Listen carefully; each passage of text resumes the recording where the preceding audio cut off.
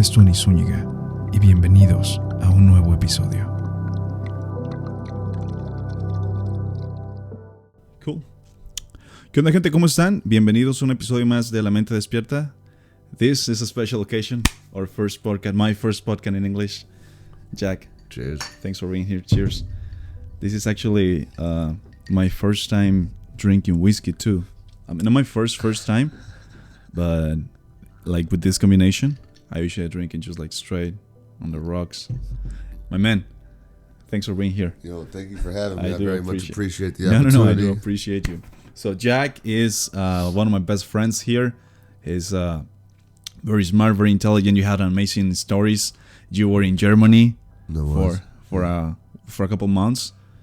For a year. Actually. For a year. Yeah. A whole year you were in Germany. Yeah, an entire year. Yeah. But you were born here in California? I was born in Culver City, actually. So it's like right by LAX. It's maybe like 15-minute drive from LAX, depending on traffic, of course. But and you went to school over there and everything like that? That was your whole education? Yeah, well, I mean, I ended up, it's a long story, but I moved to Hawaii when I was 13, and then I ended up going to university in Southern Oregon.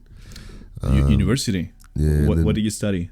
I did hospitality and tourism management. Holy shit! Yeah, and then so you have to do a language class, right? Which language do you? Well, I took German. German. Say something to me in German. Do you still remember a little bit of the words, or you're like? Bro, this was like 10 years ago, man. Yeah. 10 years ago. Yeah. So, but whenever you went to Germany, of course, you had the language like super. No, actually. So this is what would happen, right? So I would try to talk to people in German, and then they would look at me and be like, bro. Really? I need to know English. You don't need to know German. Let's continue this conversation in English. So they would never. And I wouldn't let argue with them. I'd be like, fuck it, let's go. Like, They would never let you like practice your German with Germany's people? No. The only time I practiced my German was when I was drunk as fuck and I was on the train. I'm trying to get from one place to the other. I'm like, hey, like where the fuck, like how do I get over here? And then I'm just talking to some other drunk motherfucker. I'm just like, and somehow we understood each other because we're just both drunk and just, yeah. And that's the only way I'd ever practice my German. But I should have just done Spanish like a regular person. I mean, I should have actually done something that would have been useful in my life. But unfortunately, I took the wrong route, I see. So whenever you were in Germany, you never had like this, because I thought, there's like this thing that people, whenever you want to learn a new language, they always tell you that the best thing you got to do is move to a place. Of course, not all the people, if you don't have the, possibilities, if you don't have the money to go to a different country. Yeah. What they say is that you got to immerse yourself in the language, that you got to change the TV shows you watch. You got to, you got to start watching those in the language you want to learn. If you read a lot, well, change your smartphone, change your settings to the language you want to learn. Yeah. And you had the opportunity to actually go to the country in which they, they speak the language, but you were not able to practice it over there because the people you were with, they were like, bro, I want to practice my English with you. Like, you should not even be talking to me in German. It was like, and I'm a lazy dude, so if you want to talk to me in English, just talk in English. What you were doing in Germany? What do you went over there? So I went there. It was a study abroad program, so it was for international business. And essentially, what it really came down to was just meeting a lot of people, a lot of interesting people, having a lot of good conversations, and just partying, bro. I mean, that's really what it came down to. The parties over there are crazy? The parties were crazy, bro. Really? They were crazy. Do you remember one party that you were like, this was fucking out of my control? Or have you ever, like, you have some memories of a crazy party? I have a lot of memories. You have a lot of memories. I would love to hear a crazy party, a crazy German party. All right. Well, so it was in the university, this, or no? Like the school program, you said? Well, no, it wasn't part of the school. So there was, I had a French friend, right? So there's a lot of international students over there. Okay, so you were not the only one out of the country. No. There's a whole bunch of us. But there was one guy, he was French, but he had lived there for a couple of years. Really? And so he actually had his own flat. And we would go, I know I have the photos, but I don't have the time to look through them right now. Yeah. Otherwise, I would show you. But we would go to his house, and there would be just fucking bottles of rum and just vodka and whiskey and just bottles and bottles and bottles. And so I would go over there, and then we would get just wasted. We would just have a big old party. There'd be a bunch of dudes, a bunch of girls, and we would just have, we do our thing.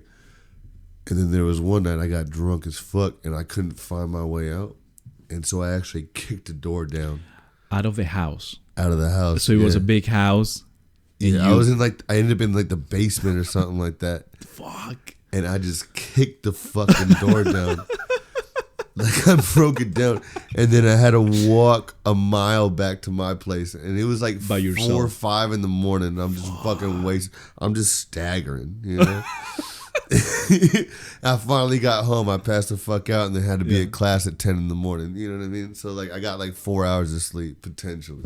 But you were, in the class next morning. So I was in class. Yeah. Although you kick a door, although you were fucked up, I'm a good student. You were responsible. You were. I'm responsible. I'm a fuck up, but I'm responsible. I see. You know what I mean? Yeah. That's true. Yeah. That's a good quality. Because Exactly. most people, whenever they had a crazy night, bro, they're like, "Fuck it, I'm not going to work tomorrow." No, I go to school. Because I'm an avid learner. I like to be intelligent. I like to learn new things. I like to, I like to expand my horizons and I like to expand my mind. I act like I'm stupid, but I'm really not stupid. I don't think you're stupid. If No, that makes sense, no. There's okay. So whenever you were studying, whenever the program finished, you came back to the States, or you decided to stay there for a couple more days just to chill, or? Well, I had to come back because I didn't have a visa or anything like that. I see. I mean, like if I had a visa, maybe I could have extended it, but this was just a study abroad program, and so once it was done, it was done. So then I had to come back, and then I was actually. So when I was in Germany, I was very fit. I was, I looked good. You know what I mean?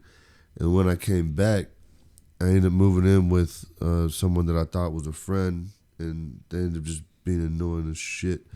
But I was miserable because I went from such an amazing experience back to reality, if that makes sense. Yeah. And then I just, I ate my feelings away. I drank my feelings away. And then I ended up gaining like 30 fucking pounds. So I went from 180 to like 220, 230. And I got fat, Yeah. And then after that, I had to figure out a way to get back to normal. That, but that last year that was my senior year. It was a pretty bad year for me, just mentally. Mentally. Yeah, I mean, educationally, I still did a good job. I mean, I still got A's and B's and all that shit, but mentally, I was distraught, struggling. Yeah, I see. Yeah. Will you say to that experience, or that period of time was like the worst in your life? Will you describe it like that, or you? Fuck no. You have. No, I've had worse shit than that. No, that was just a sad experience in my life. That definitely wouldn't be the worst by any means. I see. Yeah. I saw a picture on your Instagram whenever you were diving. Scuba diving? Yeah.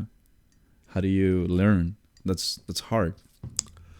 It's actually it's not as difficult as you would think. The main thing is getting over your fear of being in the ocean. Yeah. And having an apparatus to actually breathe. So I mean, you have what you call a CBD. CBD. What's you know what it stands for? Each letter, or it's just like something that you scale it like that? Not off the top of my head. I mean, I should know this shit because I am a rescue but it's diver, been years. So I should know this shit. But I mean, I didn't want to put you in the spot. No. I mean, it's not good. I did know. just wake up. You know what I mean? Yeah.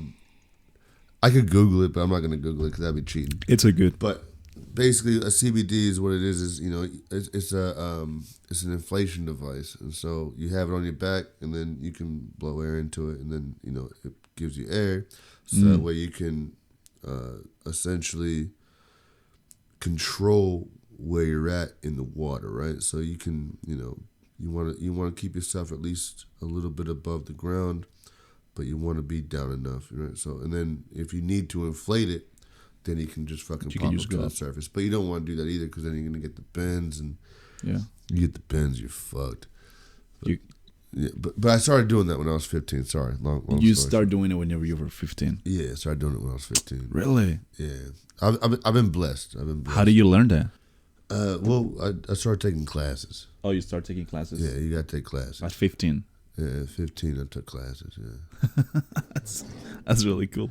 Yeah. Do you never have like this feeling that you will probably die at the ocean? Do you ever had a bad experience when you were diving, or that you thought that, oh fuck, probably? Bro, that doesn't scare me at all, man. It doesn't scare me at all. No, nothing. No, not at all. I'm looking forward to the day. Yeah. So you never had like a nearly that experience in the ocean? Nothing like that? Well, no, not at all. I mean, I have to an extent, but you're always gonna have some type of experience, no matter what you do, right? Yeah, yeah. In the water, yeah. There's been some times where I almost died in the water, but at the same time, it's the only time you're really living, if that makes sense. Yeah. You know? Whenever you are full present into the moment. When right? you're close to death is the only time you're really living. Excuse me. There is this phrase that I like. I actually say it in the last episode we make. It's that the man has two lives, and the second one begins when you realize you only have one. Yeah. Like whenever something bad happens to you or to a close one, they are like near to death. That's when you're like, fuck, I only have one life. What I'm doing with my life, and you start, questioning yourself. A bunch of shit. No, you're good. Yeah. And that's so you never had one of those while you were diving. That's good. That's good. Almost died. Yeah. I mean, well, there's been like times where like my BCD just popped off and it just stopped working. I see. Like I've had like because you have hoses on on each. So there's like one hose that you have right here where you use it to like inflate it. So I've had like the hose pop off, so that way I was just deflating, right? And so I was in maybe 250 feet of water. 200. Yeah, I mean 200 feet doesn't seem like a lot, but when you're in the abyss of the ocean, it's a lot, you know. A lot. And so the hose just popped off, and so I'm just going down. Luckily, I got you got fins on, right? So then you're just fighting for your life to go up. I mean, you can still breathe. You still got the air, like the air and everything is working and things like that, but there's no inflation in your BCD at this point. So you're just struggling just to go up. And then what happened is I got up and I got to the boat. Yeah. And then they were just looking at me and they're trying to talk to me. I'm like, motherfuckers, like my shit is fucking broke. And they're like, no, it's not. And I was like, motherfuckers, my shit is broke. Get me the fuck on the boat. And then finally someone dove in and got me on the boat. And they're like, oh, your shit's broke. I was like, I fucking told you. Like, I've been doing this for fucking 10 years. Like, I know what I'm talking about right now. Like, they're just being ridiculous at the point. Have you ever worked for a company in diving, or you were only doing it for fun? Or no, I only do it for fun. So as a rescue diver is the only it's the highest level that you can get to without having to pay dues, right? So you have Patty, and then you have I think Danny or something like that. Yeah. But I did Patty, and once you get past rescue diver, then you get to, I think it's like dive master and master diver. I forget which one comes first. But then you have to start paying annual fees. And I refuse to do that because I just don't dive that much anymore. But when I was living in Hawaii, I used to go, a couple times a week. Yeah. So I stopped at the rescue diver level. So that way I don't have to pay anything. I'm good to go. But at the same time, I still have the potential, I can do CPR on somebody if I need to. I can recognize the signs of somebody struggling or whatnot, and then I can get them the fuck out of there if I need to, And I've done that once. But you have done that once? I've done that once, yeah. I saw somebody, they went down. It was like maybe like their 5th time scuba diving, and then they had like a little freak out session. And I can kind of tell, because you have to look people in the eyes when you're doing shit. And so I was able to drag them up, put them on the boat, and then, I was able to kind of take care of them at the end of the day. I don't want to get into it, but yeah. You told me that you had once a heart attack. Yeah, I had a heart attack, yeah. So this was before or after you saved this person? Oh, this is way after. This way after? Yeah, the heart attack was maybe 8 months ago. It was 8 months ago. Yeah, it was recent. Yeah, the heart I attack see. was recent. Yeah, my personal one. Yeah. How does it feel whenever you're having a heart attack? It's fucking scary, man. It hurts. It's not a fun experience. It's not a fun experience at all. No. No. Don't do drugs, kids. Don't do drugs, yeah. Do not take drugs. So Don't do this drugs. happens because you took one specific drug, or So it was a couple of things. So I had I was detoxing from alcohol, and so what I did was I cut it cold turkey, which you don't want to do. When you were drinking to the extent that I was drinking, you don't ever want to cut it cold turkey. You need to level yourself off. You need to wean yourself off, right? yeah, So I didn't do that, and then I ended up going to the gym, and I did a bunch of cardio because I was trying to lose weight, right? So I went to the gym, and I worked out for like 3 hours in the gym. It was a fucking long time in the gym. But 3 hours I every had nothing single to- day, Yeah, was or that? that day. You Yeah, were doing that day. 3 hours every day, or only that day? No, I was doing about an hour and a half to 2 hours every day, but this day I did 3 hours. You did 3 hours because I straight. wasn't working at the time, so I mean I just needed to kill some time. I didn't want to watch TV. You know, I mean I had to find some way to spend your time. Yeah, And then my roommate came home, and she was like, "Yo, let's go for a bike ride." And I was like, "All right, let's go for a bike ride." And so we did a fucking 2-hour bike ride into town. And then she was like, "Let's go to the bar." And I was like, "Fuck it," you know. So then I relapsed, and I went to the bar, and then we started drinking, and then we did a lot of drugs, what kind of drugs do you take? cocaine specifically. And then we rode the bikes back to the house, and then we were doing cocaine at the house, and then we were up till 5 in the morning. I started burping like a whole lot. Like every 30, 45 seconds, I was just like, I was burping. I was like, this is fucking weird. This is new to me. Yeah, And then she had to work the next day, so she went to pass out, and I was sitting on there. I was like, "What the fuck is you were going in on?" the So I living tried room to pass. Was by I? yourself. You were in the living room by yourself, or you were? Yeah, in your I room? ended up being in the living room by myself, and then I ended up going to my room, Yeah, and then all of a sudden, just for 45 seconds at a time, my shit just can like in the middle of your heart, it just contracted, and then I had to curdle into a fucking the fetal position. yeah. Yeah, so I went to the fetal position. I was fetal, and then you can't breathe or anything like that. You just, and then afterwards it lets go, and then you start breathing, and you start gasping for breath, and then all of a sudden it starts doing it again. It did it for maybe 10 to 12 times in about 10 minutes.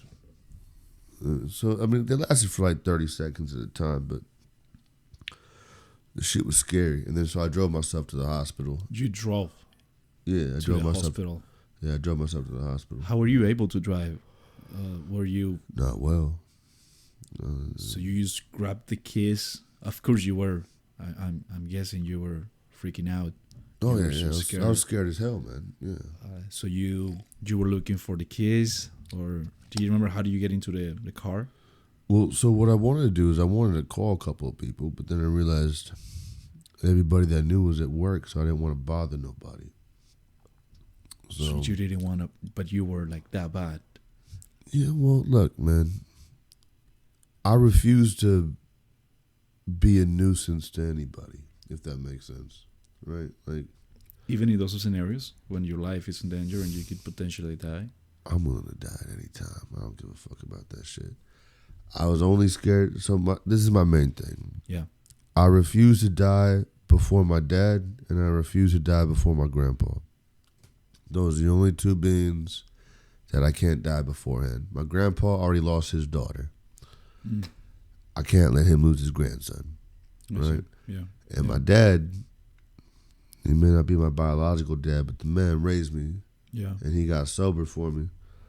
I can't die before this man either, because that's going to ruin his shit. Correct. So I drove myself to the hospital.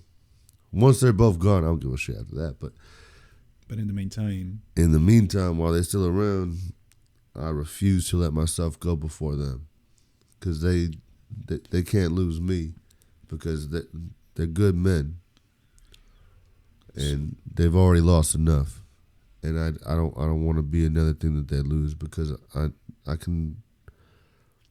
can't understand, but I can comprehend what that loss would be, or how it would feel, if that makes sense. yeah. Yeah. So you didn't call 911. You didn't call no one. You were just like, I'm gonna. I can't call afford myself. no ambulance, dude. I'm fucking broke as shit. You know. By the way, if any females want to come, send me a little cash app or whatever. My name is Wolfman Jack 808. We're gonna put. Please check the description below.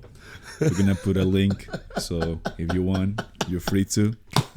But make sure you click on the description so you're able to see all the details, even your Instagram, so they can go there. And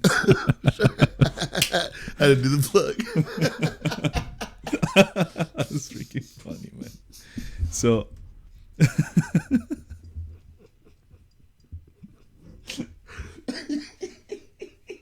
Have you ever got something like that? Like someone randomly sends you some? Oh, no, not at all. Never, Well, it could be never, your never. first time, so please go ahead and check the link in the description. If you'll be my first donor, I appreciate it very much. Yeah. We will never forget you. You know, I might come visit you if you're cute enough. You know, If you're cute enough.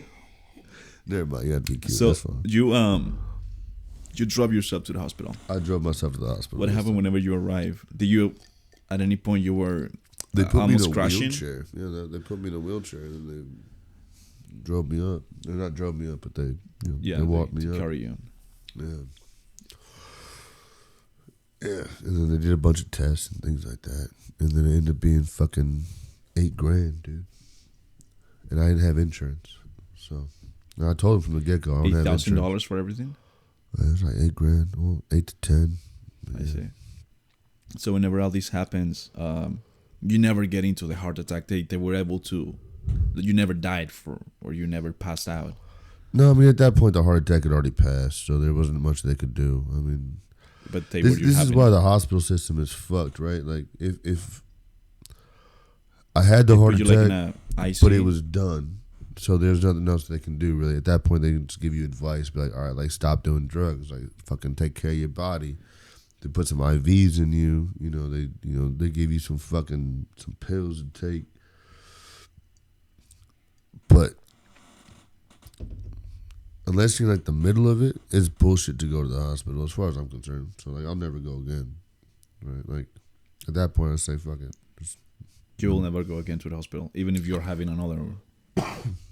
No, I mean I already had the heart attack outside the hospital. And then you get there and then like the heart attack's done. This is just what you need to do. Let me give you some IVs, let me give you some pills. Let me charge you fucking $10,000 for this shit. $10,000? It's a lot of money. That's a lot of fucking money. That is dude. a lot of money, yeah. And I didn't have insurance. Insurance ain't paying for none of that shit. I gotta pay for that shit. Wow. I told them to suck my dick. And they were like, no, you gotta pay us. Yeah, they said I gotta pay that shit. I tried though. I tried You my try. hardest. Well, that's the thing. You try. You should. So you wanna know why I'm broke? That's why I'm broke. Don't get a heart attack, folks. So you think that? I mean, they told you, of course, but you think that the main thing was that because you were doing a lot of exercise before, you were going to like this bike thing, and then you had how many lines of cocaine? Oh, fucking lot, dude. A lot of cocaine. You were doing a lot of cocaine back then. I'm not gonna get into it. But yeah, I used to do a lot of cocaine. Yeah. A lot of it. Like a lot. That's like the most nearly death experience you ever had. Will you say that was the worst one, the worst nearly death experience, that heart attack? No. The worst one was when I drove off a cliff. You almost crashed, or? No, I drove off an actual cliff. Fuck. Yeah. I mean, that one actually it ended up working out for me in my favor. But so there's actually, so I used to work at, when I graduated high school, I started working at the airport. Correct. Right, in Hawaii. On the big island of Hawaii, right? So the airport was Kailua Kona. And I lived in Miloli'i. Really? Yeah, so that's about an hour and a half drive away from each other. So I used to hitchhike to work. I would start my shift at 5 p.m. I would start hitchhiking at about 1 to 2, depending on the day. And then I would, make my way on over. I wouldn't get off till about 12 o'clock. And then at that point, I would take somebody's, like one of my friend's cars or whatever, and I would just drive that shit back home, and then I'd give it back to him the next day.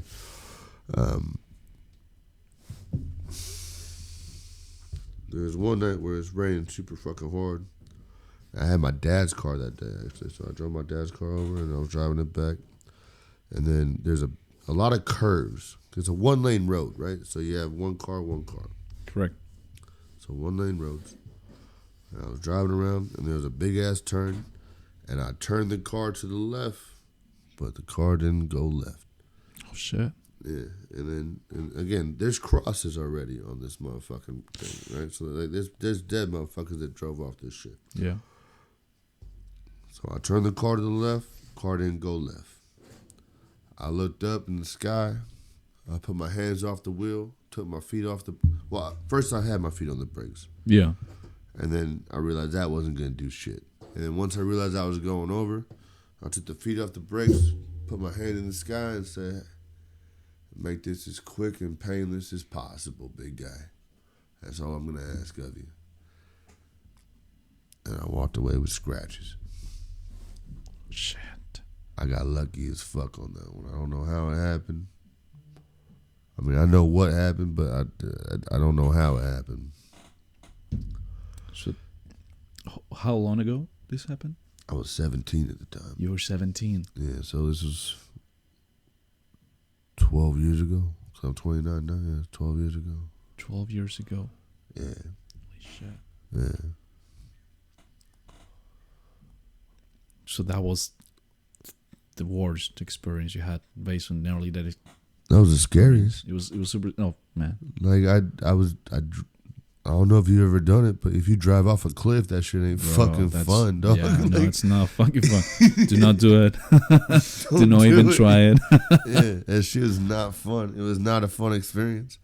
I thought I was gonna die, and all I did was I just looked up and I said, "Grace of God, please just fucking make it quick and painless, like just decapitate me or something." You know what I mean? Or get me flown through the windshield. I mean, I was wearing my seatbelt. But like just, you know, maybe bypass the, you know, whatever. Like just kill me quick. Quick. Yeah. Yeah. I mean that's all I wanted, because I don't mind dying, but I don't want a painful death. You know what I'm saying? Like just make it painless. Just make it painless. Yeah. Like shoot me in the face or do some shit like that, so that way I don't, you know. You don't have any. Yeah. But in that instance, I was scared as fuck, dude. Yeah. I was scared as fuck. You're super scared. Yeah. Do you believe in life after death? I don't know what I believe in, to be honest with you. You have never thought about it? I've thought about it, but there's no proof with anything. So like we can think about it. Yeah. We can argue with ourselves about it. Correct. And we can argue with other people about it. Yeah. That doesn't make us right? Like what I would love to believe in is reincarnation. Reincarnation. You That's believe what I would more. love to believe in. I see. Like, I want to come back as a dog with a good with a good family. With a good, wealthy, white family. Well, they don't have to be white. Wealthy? Just like not even wealthy. No, just a family that just a gives family a fuck, that loves dude. you. Yeah. Yeah, I just want to be a dog with a family that cares about me. Right? Like you can go to work and, you know, I'll be chilling there. I'll eat your shoes and shit like that. You know what I mean? Yeah. Like I'll fucking chew on your bed mattress. I'll be the shitty dog. But when you come home, I'm gonna fucking... You'll be all excited to see all the members of and the then family. they're gonna love the shit out of me because they're like, yo, this is a cute motherfucker right here. Like, I can't even stay mad. He ate my shoes, but I can't be mad at the motherfucker because he's so goddamn adorable. That's me. That's you. I see. Yeah. Hey, this is a weird... Can I smoke? Yeah. Just let me open the window. All right. It's okay. Do you have anything to put there? You can use... Let me see. Oh, let's use this guy. Oh, I'll put it on my phone, dude. Come. Oh, right. Actually, no. I'll put it right here. Oh, yeah. In the can. You can put that up. Or, yeah.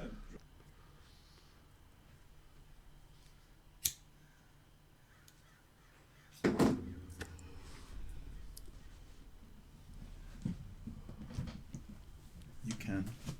Appreciate it. Yeah.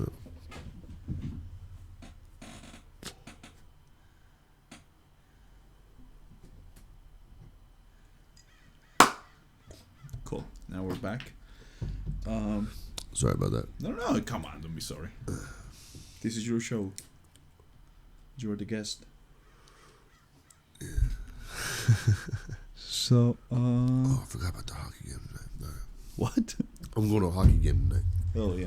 Yeah. Sorry about that. Mm-mm. You're good.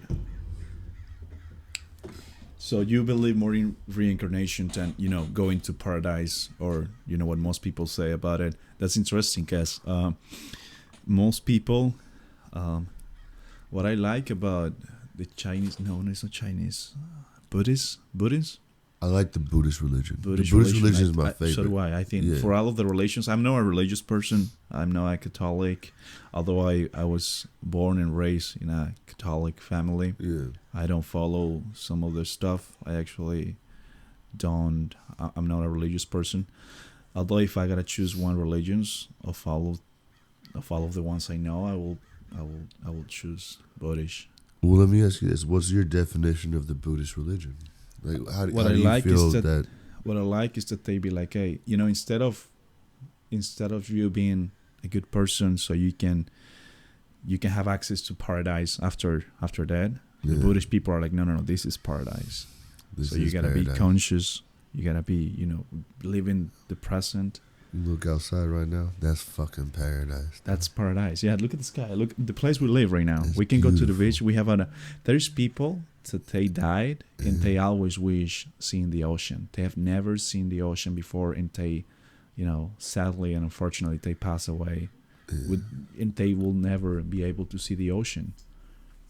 So the fact that we are here and that we can see the beautiful ocean of California every single time, because we are awake, we're living. To me, that's paradise.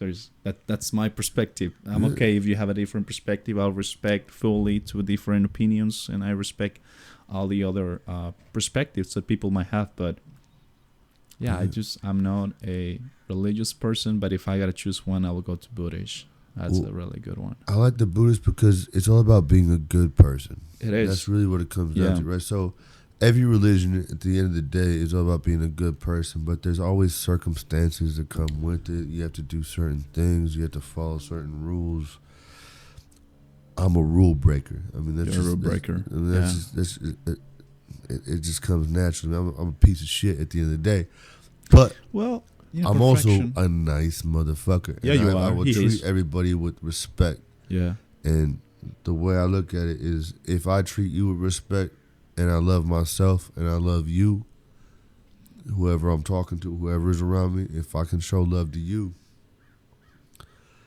why can I not get into heaven? Or whatever it is that you believe in, right? Yeah. Why can we not get into the grace?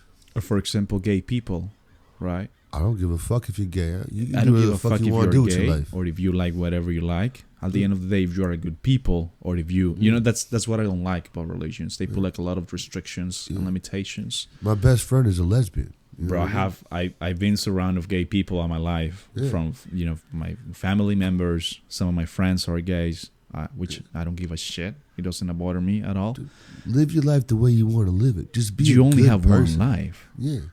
Right. If you can bring positivity to other people's To lives, the world, bro. then you fucking win. Yeah, and I don't like why those religious people are like, no, you gotta be like this. I would love to have I have a friend that is super religious. He's actually, I sent him an invitation. I send you again the invitation.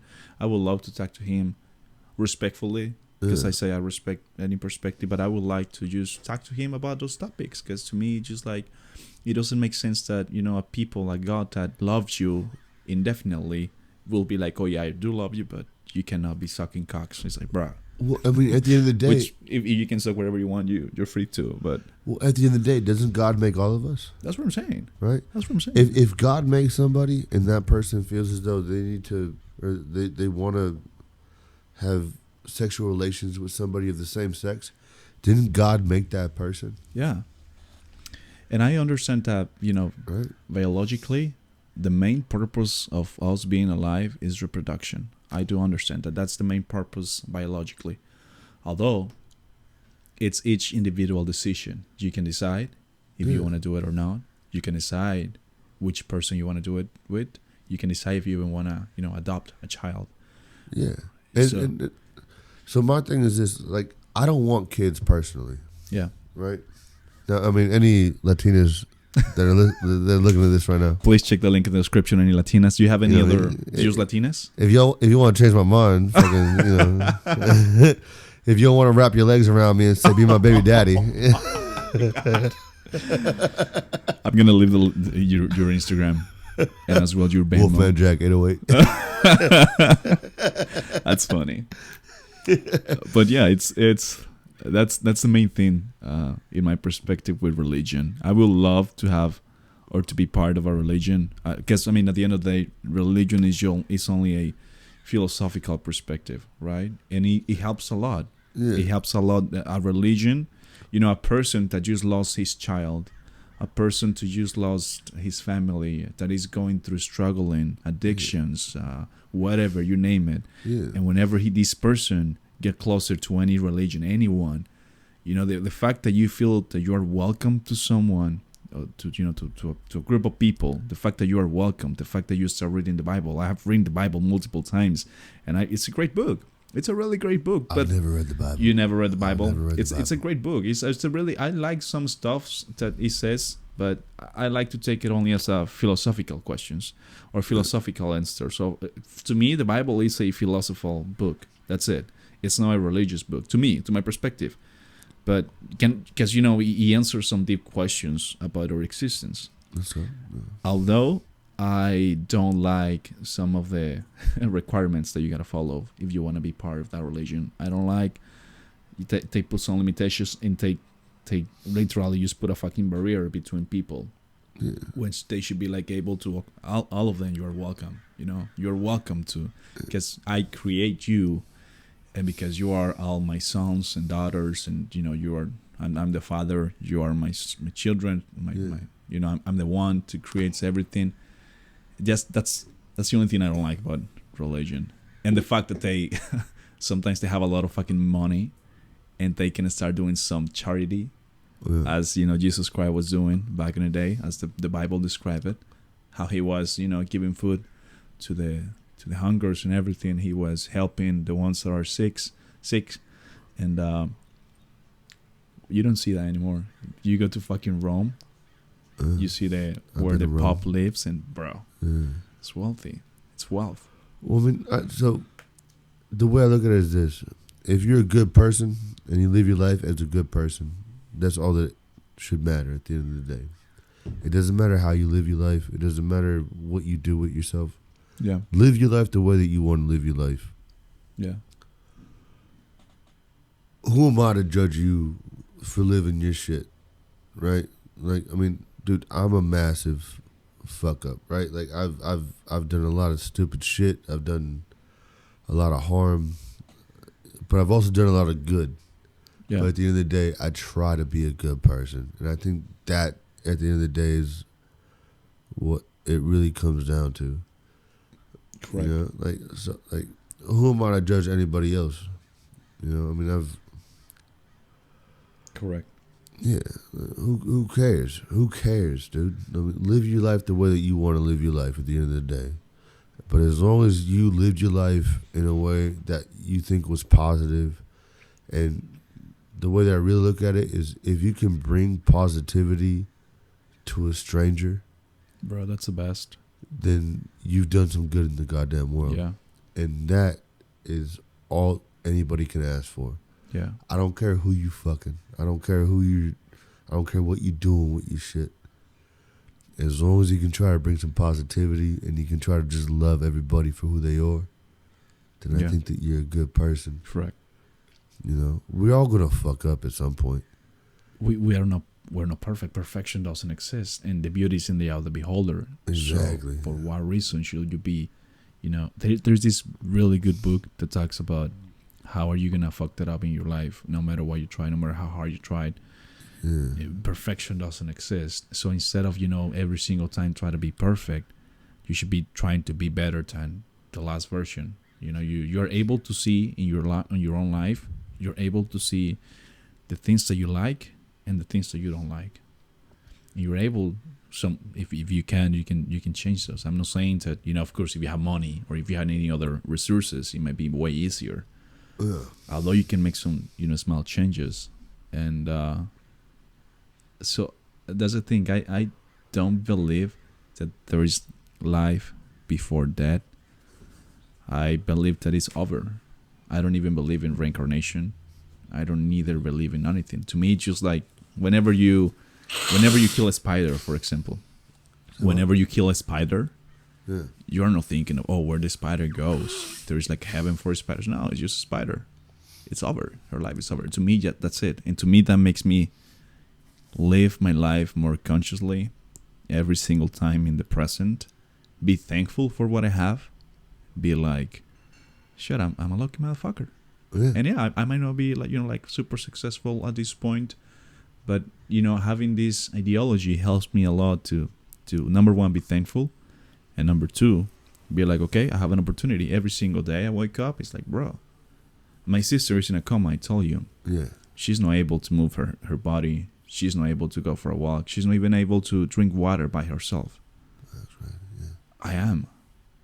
So every single time, the more conscious I am in my present, I'm like, bro, it's a fucking gift, and I can do whatever I want, or at least I can try it. Not whatever I want, but I can try it. Yeah. We live in a country, we live in a city that at least gives you the possibilities to at least try whatever you want to do. Absolutely. I'm not guarantee you that you will make it possible, but you can still try it, right? Yeah. You can just try it. I don't know if you're going to make it, but at least you have the chance to try it. And I don't believe in life after that. I don't believe in reincarnation. I don't believe in anything. My perspective is, once you're out, you're out. And So once you think pass away, you pass away. So you think once you're gone, That's your it. soul just disappears? Is that what you're saying? I don't even know if we have souls. I mean, okay, it's a really good question, because I think we have. I believe in souls. I believe that we all have our soul. Inside. And I believe our soul is going to go through different periods, and we're going to go through different things. Yeah. But your soul is going to be intact, and that's what makes us who we are at the end of the day. Mm. That's my personal belief on that one. That's beautiful. So you don't believe in souls? You don't believe in... So when my grandma is right there, mi abuelita María, le mando saludos donde quiera que esté. It's a beautiful woman, by the way. She's a beautiful man. She's the woman. most kind person I ever met. To me, Yeah. she's God. To me, to my perspective, because she taught me. She was a Catholic. And you told me you pray to her. I not pray to her, but I like to have this ideology to be like, hey, grandma, you taught me a lot, because she was giving food away to the sick people. She was giving, if any time she had the choice to help, she will do it, no matter if she was not eating, no matter if she used to put herself always after the people. She was always giving away. She was always helping. That's how my mom was. Yeah. That's what I'm saying. So to me, and she was very Catholic. She even built a church in my hometown in Chapala, Jalisco. She even built a church. She was the one in charge of the church in our neighborhood. And so she was very, very into the Catholic. I got into church because of her. And but as I say, I grew up, I started asking questions to myself, and I decided not to believe into, although I do believe in her thoughts, in her ideology. And whenever she passed away, she died for cancer. Whenever she passed away, I was able to see her at the hospital. I was able to see, not to see how she was dying. My sister was the one that saw her died. But we arrived probably like 10 minutes after she passed. And whenever we arrived, my aunt, she gave her a hug, and I just hear like, and it could be like, of course, the lungs and everything. Whenever you hug somebody, probably it's that air decompression, whatever you name it. Although I felt something different in the atmosphere. You talking about the final breath, or you talking about something else? Probably the final breath. I don't know. She was like, and then suddenly I start feeling something different in the atmosphere of the room. And I was like, oh shit. And I got home. I go to her room. And I don't know. I was still able to feel her. Do you believe in Like angels on your shoulders. Do you believe in demons in the room? I don't believe in demons. Probably I do, but I don't want to, because I feel like once I open that door, I'm going to have those in my mind, and I'm going to get super scared, bro. I'm going to I prefer to be like, no, demons doesn't exist. Angels does not exist. So whenever I hear something randomly, I'll be like, oh, probably that was it.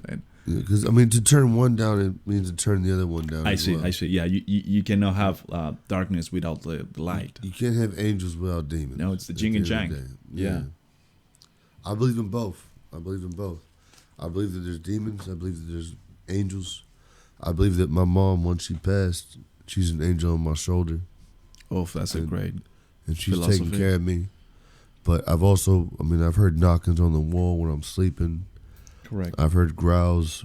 I've had night terrors. Shit.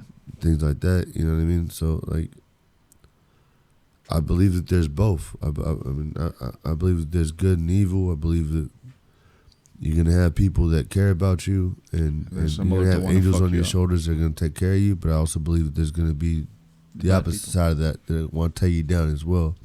But you have to be mentally strong enough to maintain, if that makes sense. Yeah, it does. Yeah. Fuck.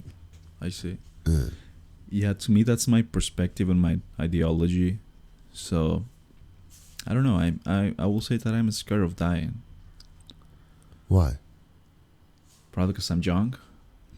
I feel that I have... I'm not saying you're not. That might sound like a fuck you in the face. I'm not saying you're not. All I'm saying is that, I don't know. I still have my younger brothers. I still have my mom and my dad, my family.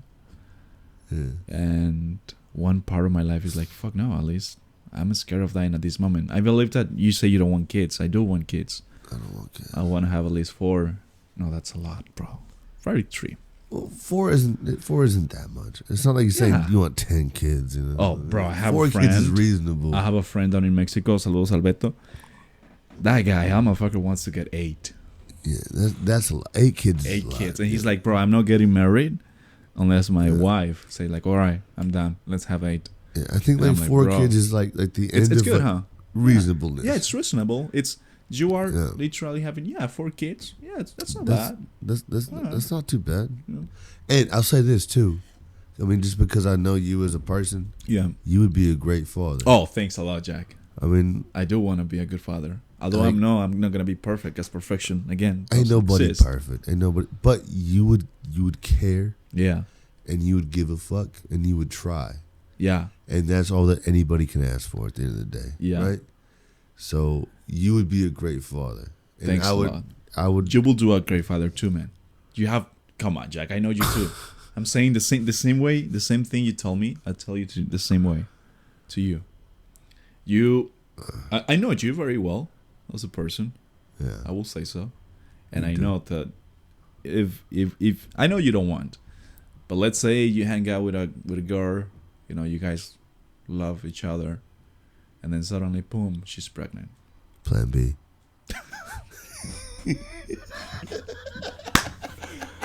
Okay.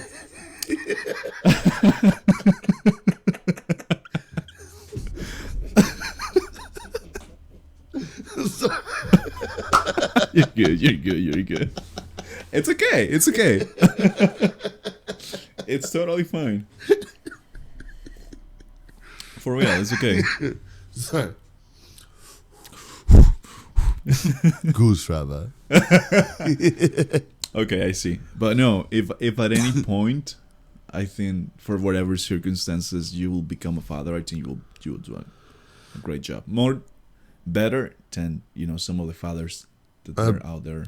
I appreciate that, and I'll say, I mean, if that were to be the case, I would do the best of my ability. Of course, the best you can. Yeah. And that's the only thing that matters at the end. Yeah, but the thing is this, I would have to change my entire lifestyle. Well, yeah, I mean, whenever you have a kid, you have to. Yeah. I can't party anymore. No. I can't do the drugs anymore. I can't do any of the other stuff anymore. I mean, I would have to be responsible. Yeah. But the way I've lived my life and the way that I was grown up, Yeah. I don't know how to be responsible. If that makes sense. I think you know. You know, but you don't know. What's responsible in your perspective? A responsible person. So, a responsible parent. In your perspective, your definition. That's a tough one. Realistically, so a responsible parent would be someone that looks after those that they care about more so than they care about themselves. I think that's a instinct that we all have. Whenever you become a father, you be like, I don't give a fuck if I will not eat. I will give a fuck if I'm not able to buy the last game, the last book, the last computer for myself, because I know that my child need money for, most importantly, food, education, health insurance. So you have to give everything up. You try to give them, because I believe, so this is my perspective and my ideology. I believe that as soon as you're becoming a father, something is going to change here. Because we biologically we are designed to become parents, and we are designed to to reproduce ourselves. So once you know that you're becoming a father, of course it's gonna be scary, but at the same time you're gonna, instead of spending this money in whatever you were about to or you were planning to, you'll be like, oh fuck, let me hold that off for a little bit. Yeah, you can't gamble no more. You can no. So yeah, I think I feel you. Where you're going to? You say like you gotta change your lifestyle. And if it were to be the case, I would. I just don't. I'm not ready for it yet. Well, but then again, who of us are ready for it? We are ready for it. Who of us are ready? I mean, whenever you find out you're gonna be a parent, it's always a surprise. Have you watched the movie of Spider-Man Into the Spider-Verse? Unfortunately, yes. There's this scene in which he needs to jump, and he's like, "Fuck, I'm not ready." But then, how do you know when you're ready? You just jump. You're never ready, bro. You're never ready. But you gotta do it sometimes. But you gotta do it sometimes. Exactly. And you are learning in the process. Yeah. So you take all the experiences, because all the decisions you have making through your life, since the very first time you start taking decisions, all those decisions are the responsible. So now you're here, sitting in my chair, having this conversation. So whenever you become a father, you start looking back, and you start being like, oh shit, I gotta do better for my kid. Because now you're not responsible just for yourself, but you're responsible for another person, another human being. You're responsible for another fucking life. The responsibility of that is terrifying. That's terrifying. A lot of things are terrifying in life. I disagree. A lot of things are fucking easy. Raising a fucking another human being, that's truly terrifying. That is really life-changing. I see. I mean, you can jump out of a plane. You can. To me, terrifying is skydive is diving in the ocean, but for you, it's like, bro, that's easy peasy, because you've been doing it since you were 15, and probably you were a little bit scared, a little bit, not that much as I am right now, but probably you were having those feelings before going into the water. I'll say this: there's nothing more. I've had this experience quite a few times. I mean, I've been scuba diving for quite a long time, right? Yeah. I don't know if you've ever had this experience, and I assume probably not because you haven't been scuba diving. But when you go down in the ocean, when you get down 100 feet, fuck, right? And you don't even have to go down to 100 feet. It could be much higher. I mean, it could be 20 feet, 25, 35, whatever. What's going to happen is you're going to see a blue abyss. You know what abyss means, right? Yeah. Blue. You're going to see a fucking blue. All you're going to see is just blue all around. All around you. And then you realize how fucking insignificant we really fucking are. Yeah. That in itself is terrifying. But it's also beautiful as shit. Yeah. You know? What I like... Sorry. No. I'm done. Yeah. Whenever you feel like insignificant, you feel like, bro, I'm just a tiny piece of shit. Yeah. I love going to Mexico with my grandfather. I love going to his ranch. He has like a small ranch down in Mexico. Whenever you want to go to Mexico, bro, my house is your house. I'm down. And, he lives in the mountains. I actually grew up in the mountains. And it's amazing. It's beautiful because it's probably like a 2 hours walk to get to the top. And you are just seeing those amazing, super big trees. Everything around you is nature. You feel different. And whenever you are there, you are, bro, what the fuck? What's the most beautiful scenery you've ever been to? Probably a mountain, a top in the mountain, but probably because I'm remembering with nostalgic because my grandma was there, so probably I'm putting some of my feelings into that. But I would say probably the ocean. Have you been to La Jolla? I've been to La Jolla. Oh man, I love it. I love going there with my drone. I love just flying around, taking beautiful pictures. Beautiful place. It's a beautiful, beautiful place. It's one of the most beautiful places I ever been. Expensive as shit. It's amazing. It's expensive as hell. You see a lot of fucking Lamborghinis and Ferraris all over around. Yeah. But the view you have of the beach is amazing, and I just love going there with my drone, taking some pictures, and I love coming back and spend some time, editing those pictures on my computer. To me, it's just like fuck. That's beautiful scene.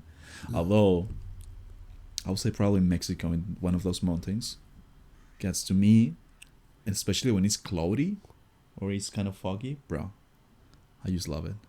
I love foggy. Oh, I love foggy it. is my favorite, especially in the mountains. I don't know if you have been, but bro, it's amazing. It changed everything, and you feel like you're just a little tiny shit. You're just a Lego piece. When you can only see 15 feet in front of you, that's the most beautiful fucking thing in the world. I have some pictures I took from some of my friends, like in that specifically weather. I want to see those photos. I'll look for them. I want to see those photos because it was That's the most beautiful shit. That was cool. It was really cool. It's scary to me a little bit. Yeah, it's intimidating as hell. Yeah, it is intimidating. I was a Yeah. little scared. I was like, oh shit. Yeah. But it's beautiful. I mean, that's life, man. You know what I want to go? I want to go to Big Bear. I've never seen snow in my life. You know what I'm gonna do? I've never seen snow in my life. I'm gonna do this for you one of these days. We have to. No. No. I'm down. Listen to what I'm saying right here. I'm gonna take you to Mammoth Mountain. Ooh, fuck, hell yeah. It's a 6-hour drive. Yeah, it's a road trip. That's a road trip. It is. And we're gonna do a full week. I'm gonna teach you how to snowboard. Bro, hell yeah. I'm down. No, for real. No, I'm gonna teach you. Yeah, because I don't know. I've never been in that snowboard before, so you gotta teach me. I'm a snowboard instructor. Are you? Yeah. Hell yeah. I can teach you how to snowboard. I can do that easy. I can do that in my goddamn sleep. I can make. You give me fucking 3 hours, and I'm gonna be able to. You're gonna be a fucking professional, bro. You understand what I'm saying? That's a promise. I'm down. And then me and you, we're gonna be going off moguls. We're fucking going off. I'll take you into the half pipe and shit like that. We're gonna fucking start. You're gonna fall my ass. You're just gonna fucking just boom, boom, I'm boom. Gonna be following you around. And then, if you fall, I'm gonna get you and be like, yeah, I'm down. I'm gonna teach you how to snowboard, and I'm gonna love that shit. And I'm gonna teach you how to scuba dive too. Oh, I don't know about that. No. One of these days, I'm gonna take you to Hawaii with me. Oh, I'm down for going to Hawaii. No, so I don't know. No, you know what? Fuck it. Yeah. No, I'm gonna take it. You're gonna be my date. You're gonna be. Date. You'll be my date. I'm gonna teach you how to fucking scuba dive, bro. I'm gonna take you home with me. Oh fuck. We ain't gonna do nothing sexual. I see. Excuse me, sir. You can be my date in like a logical aspect of it, but I mean, it will be cool. I'm down. You're gonna be my person with the shit. How about that? All right, you're not gonna be my date. You're gonna be my person. I'm gonna teach you how to scuba dive. We're gonna do it together. So my ex-girlfriend, yeah, I taught her how to scuba dive too. And she was terrified of this shit. It is terrifying. Yeah, and she was terrified of heights, and I threw her off a cliff. That was fun for me. Oh no, man! That was actually fun for me. She flipped the fuck out on me, but she also loved it. At the end of the day, she was happy that I did it. She was having a good time, and she enjoyed because it's experience. It's experience that most people don't have. So there's this place in on the Big Island. It's called Narnia. It's a secret place. It's got 5 waterfalls. Oh shit! It's got 5 waterfalls. It's the most beautiful thing you'll ever see in your entire life. I promise you that. I do want to see it. So I brought her there with one of my buddies, and then we ended up going. We climbed through a couple caves or whatever. Shit. And then there's like maybe a 15 to it was like maybe like a 30 foot drop. And I was like, yo, babe, let's go fucking jump off this shit. And she didn't want to jump off it. She didn't want. She was mad as fuck. But she was happy at the end of the day too. She's like, I'm glad you did that. Yeah. I mean, but she also kicked me in the balls. She was showing you love. Latinas, by the way. If any of you guys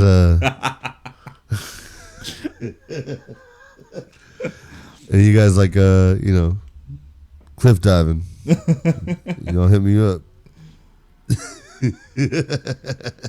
That's funny. So now I would like to have some questions right here that I would like. Yeah, of course. Let's do it. Let's do it. Just let's have some fun with this shit. What is happiness for you? Your perspective of happiness, or how would you define happiness? Man, all right. So that's a tough one. I haven't been happy in a long time, man. You have not been. I've not been happy in a long time, so I don't know how to answer that. I am what you would call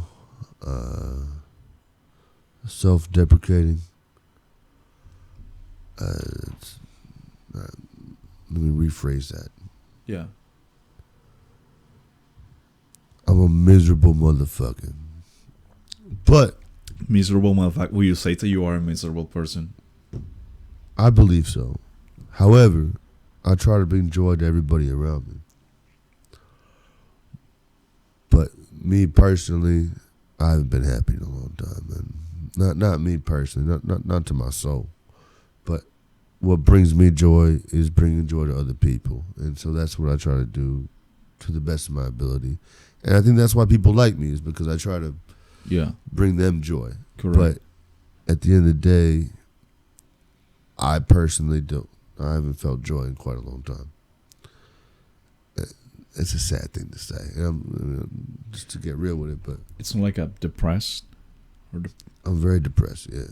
I mean, I've been dealing with self-depression since I was 12. Do you think that's something that is regarding to your any aspect biologically in your brain? Because some people, they have like a lack of dopamine or lack of whatever. That's something like it's in the brain. Something that they gotta have some medication for. Or will you say that is more to you as a? I don't know. I mean, I'm not gonna pretend to understand it. You know, I just know how I grew up. The life that I've lived. Yeah. I don't know. I'm the type of person that thrives on misery, but I love to make other people feel good, if that makes sense. That makes sense a lot. Right? Yeah. So I don't have to be happy to make you feel happy. Right? I can live in my misery, and I can be totally fine in that, because that's where I live. Yeah. But I want to make you feel good. I see. I want to make everybody else around me feel good. Feel good. I don't need to feel good. And there's nothing you can do to make me feel good. Would you say that that's why probably you take, or you used to take like super drugs? A lot of drugs. Yeah, that's why I do drugs. When was the first time you tried your first drug? Any drug? How old were you? Well, I started smoking weed when I was 12. 12 years old, and you started smoking weed? That's when I started smoking weed. You were smoking with friends, or? Yeah, I started smoking with friends. You were in school? Yeah, I was in school. Yeah. Well, I mean, it was after school, but yeah, but you were okay. Yeah, I've never failed out of school. Yeah, I mean, well, actually, I did actually fail 10th grade, but then I skipped 11th grade. I see. Yeah, so I mean, I failed 10th, but I skipped 11th because I'm a smart motherfucker. So, weed was your first drug. How old were you? Sorry, for how long were you smoking? For how long? Well, I paid through college. I see. Yeah, I mean, I used to be the weed man. I paid. So my dad never bought me nothing. He refused to buy me anything, so he said, "You need to get a job if you want anything. You want food on the table. You want clothes on your back. You want this, that, and the third. You need to supply it yourself. I'm not going to give it to you." Yeah. Because that's how he was raised. Yeah. Right? So to start with this, all right. My father, not my biological dad, but my father, right? Correct. The man that raised me. His dad died when he was 12 from a heart attack, died right in front of his face. And then his mom died in a fire when he was 15. In a fire? Yeah, his mom died in a fire. So he raised himself from 16 and up. Shit. Yeah, so he doesn't know anything besides taking care of yourself. Correct. And that's what he instilled upon me, is you need to take care of yourself. Yeah. So when I was a kid, he said, "Look, I'm going to give you a roof over your head.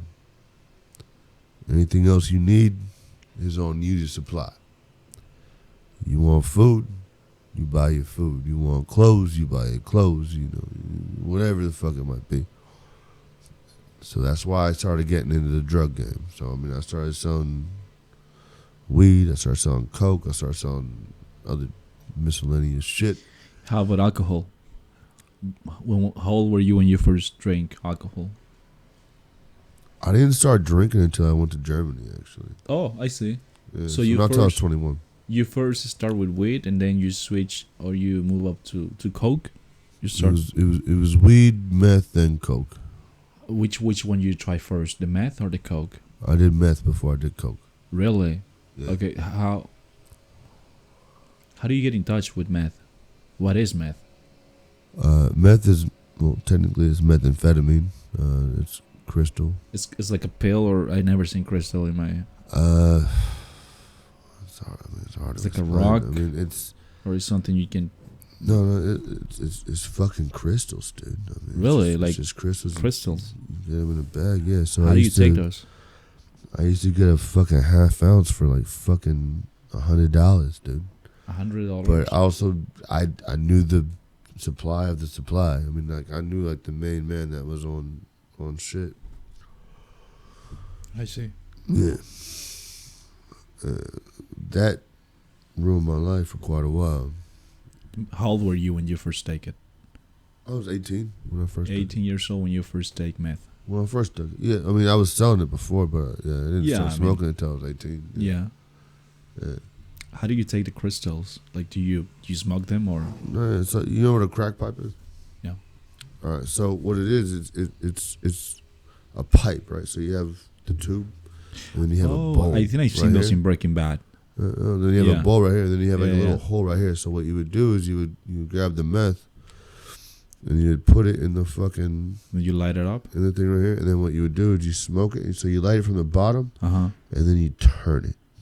Yeah, Right. I've seen those in Breaking Bad. Yeah, so you slightly turn it, so that way you go from the right to the left, to the right to the left. So because you don't want to burn it too fast, because if you burn it too fast, then it's gonna fucking just burn. I see. But what you want to do is you want to get an even fucking burn, so you just fucking just rotate it, and then from there you feel phenomenal. You feel like goddamn Superman. You feel like Batman. How do you feel? Like, do you have something like visual effects? Are you seeing No hallucinations? visual effects. No visual effects. It's just like in your You just your mood. You just feel like Superman. You feel like Batman. You feel like fucking. You feel like you are the one. You're invincible. The main character in the movie. You're the main. Yeah, you're him. You're him. I see. You know. Yeah. So for how long does it last? The effect? Couple hours? Couple minutes? Like 8 hours. Dude. 8 hours. No, minimum. Yeah. Holy fuck! So it's like serious shit. So it hits everybody different. So it's like 8 to fucking 15 hours, dude. Really? Yeah. That's the one that doesn't make you sleep? Like you don't You have don't any sleep. No. You ain't sleeping. No.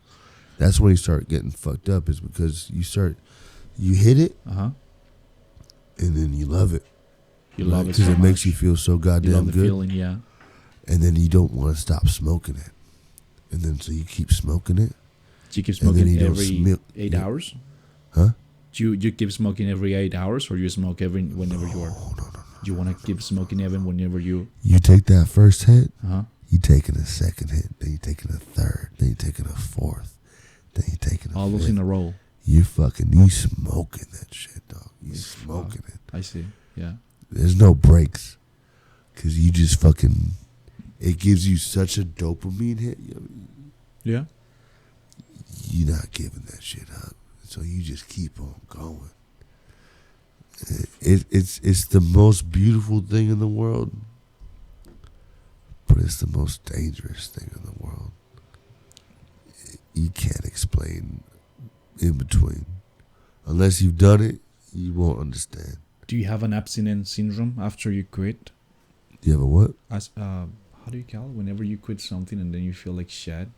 Oh, that's when you get suicidal. What's the name of that effect? Abstinence? Abstinence? Yeah. Well, abstinence, I mean, for me, that's just when I think of sex. It's abstinence of sex. Abstinence of sex. Okay, I've never heard that before. Sorry, I'm a horny individual. One more time, check the link in the description. He's looking for females. Latinos, what's up, lady? I love how you make emphasis in Latinas, man. Yeah, I like Latinas. You know what I mean? Wolfman Drake 808. I'm pretty sure if you go to Mexico, you will have a lot of girls over there because they love like you have like the gringo looking, like the stereotype. You had it. You're white. You have the beard. You look like Thor. Well, I mean, first of all, when you look like me, you can get anybody you want. Come on, Jim. Nah, that's false. That's false. That's That's false. false. Falsa puta over here. Falsa puta. And you know Spanish too. That's German. Yeah. That's German. That's German. Oh man. No. So that was the first big drug, we'll say. You have to cut that one out. You want me to cut it out? You have to cut that one. Yeah, I'll cut it off. No worries. So that was the first big drug you take, the meth, The meth was the biggest one. Yeah. and you were getting like addiction to meth. You were I smoked it every day for 3.5 years. 3.5 years. 3.5 So whenever you years. were I 18, smoked it every 20, day. sorry, 18, 19, and 20, or 21. Well, we So would go you- pick up from him, and then from there, if I had it on me, I was smoking it. You were smoking it. If I didn't have it on me, I was good to go. So that's why I was able to quit, because eventually I just said, I'm not getting any more. Fuck this shit. But I had two of my teeth concave Holy shit. on each other, right? So if you look on the back, Oh, I see. Yeah, you see the metal? yeah. I used to have those when I was a kid. I drink too much. I eat too much chocolate. For me, no. Both of my teeth, I literally just watched them fucking concave. It was painful as shit. It is painful. Yeah. It was painful. It is but super painful. They literally fucking, like the outside Yeah. went in and the inside went in. And it was a painful fucking experience. And I watched that shit happen. I looked in the mirror because I didn't know what the fuck was going on. So I looked in the mirror and I watched that shit happen. And that made it even 10 times more painful because now you're looking at it. Yeah. So you know when something happens, if you don't see it, that's one thing. But when you see it When you happen, see it, you start freaking out. yeah. And unconsciously, it's yeah. Yeah. That shit happens to me once. I was fucked, dude. It was a shame because I used to be a good boy. Used to be a good boy. I used to be a fucking very good boy. What do you think when everything changed?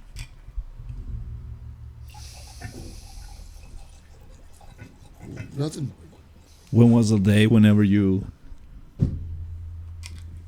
made like that transition? If you were a good boy, or if you were, Went from a good boy to a bad boy.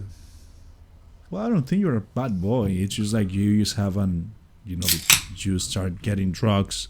You just told me that you were not feeling happy and you were having depression since you were 12. So the marijuana, the weed, what it does is that it gives you this impression that everything is okay. and it just relaxes you. It plays with your mind and your perspective. And some people can say that it's good. Some others will say that it's not. I say that it depends of each person because each person is different. Each your body is different and everything. But whenever you are feeling depressed and you get into weed, I don't think that's good. Especially whenever you are feeling you are struggling or you are having you are going through a painful process in your life. Somebody close to you died. Something happens to you. You don't feel confident. You don't feel whatever, you name it. And whenever you start smoking, I think you will have not problem, but you can have a potential addiction.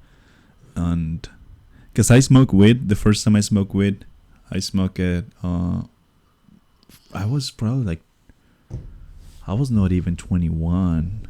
I was 19 or 20, and I smoked it only once. The first time I smoked it was probably when I was 20, and I remember I used to try it from my friend, and I just did it for one night, and I was like, oh shit, that's good. I was just like, oh shit, it feels different. Nothing like alcohol, because I was drinking before. I was not used to drink, because in Mexico, as soon as you turn 18, you're good to go. It's not like here that you gotta wait for 20. You have to wait till 21. Yeah. Whenever, as soon as you turn 18, you're able to vote. You are able to drink or smoke, whatever. Yeah. But no, you're good. But I tried first, and I was like, oh shit, this feels different. It doesn't feel like alcohol. It doesn't feel like anything else. But I didn't create an addiction. I think because my life was in a good point. I was having a good job. I was in a school. I was doing some other stuff. My mind was busy. I was going back to forth. But now we change the scenario. And if you have, you name it, how old you want it to be. Of course, the older you are, you have more control, I will say, or you have a different perspective. Yeah. But if you have a person that is going through something, and he got access to weed or any other drug, I think it's gonna be hard, and I think that guy potentially can have an addiction. So would you say that's probably why you get into drugs? Because you were feeling depressed, you start smoking weed, and then you move from weed to meth? So I'll say this. You're the first person to actually ask me this question. So I will give you respect on that one.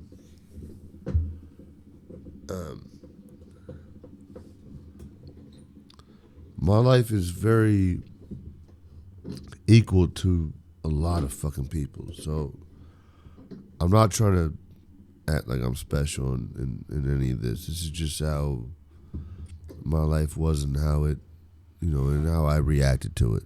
I'm not saying that I reacted to it in the best way, possible at all. Yeah. But this is gonna be this is gonna be most people's story. I think. I feel like a lot of people have this fucking story. Yeah. I was. My mom let another man raise me, knowing that I wasn't his kid. Yeah. So I grew up with a father that wasn't my father. Luckily, after being in Child Protective Services for a long time, he ended up getting sober. He fucking took care of me because he thought that he was my dad at the time. I see. But then we realized he's not my fucking dad because we're just so fucking different and shit like that. So I was a good kid at first. I was a very good fucking kid. Yeah. I was happy-go-lucky. I was fucking, I was just a lovable little motherfucker. Like, you could not like me. Yeah. There's no, you could not like me. There was no way you were. I was cute as shit. You know what I mean? I was a goddamn fucking teddy bear on the wall. You know what I mean? But then after some point,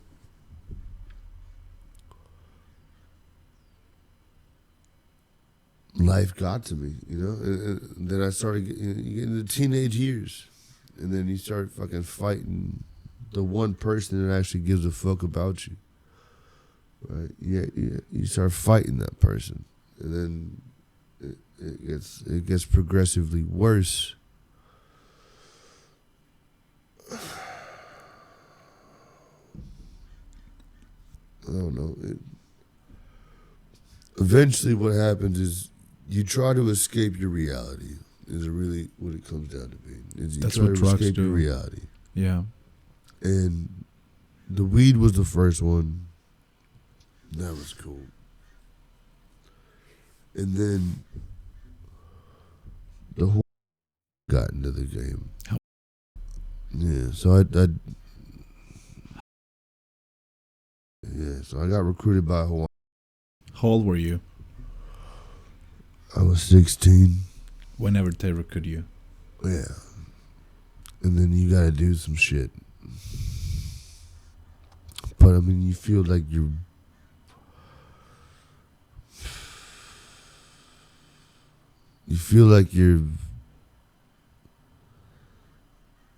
joining a family, but you're not joining a family. You understand what I'm saying? Yeah. But you gotta do some shit to get into it. And that'll fuck with you. Some crazy shit.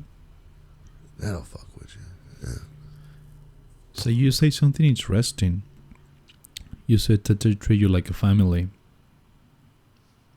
You see, I mean, the connection here is that we're humans. We are not dogs. Although we're animals. Yeah, but sometimes we get treated like dogs. Yeah, we are, and we did, and that's bullshit. Yeah. Although I think that all a person needs is to feel that he's welcome and that he belongs, and then he's important and people care about him. All we need is love. All we need is love, yeah. All we need is love. All we need is love. If I show you love, you're gonna feel love. Yeah. And then you're gonna love me, and I'm gonna love you, and I'm gonna take care of you. Yeah. And you're gonna take care of me. Yeah. That's really what it comes down to. But that's not how life fucking works. Well, each person has a different story, and each person goes through different scenarios. Some of them are happier, some others are terrifying, like the one you were just telling me at 16. It was not terrifying. It's not terrifying. Well, probably not terrifying, but being like shitty scenarios, or like you gotta go through a bunch of shit. My life is easy compared to a lot of motherfuckers. Yeah, that's what I'm saying. And I'm just hearing this, and I'm not trying to sit here and act like my life is fucking tough or like it was difficult. I've been blessed by God. Yeah. I've been fucking lucky as shit.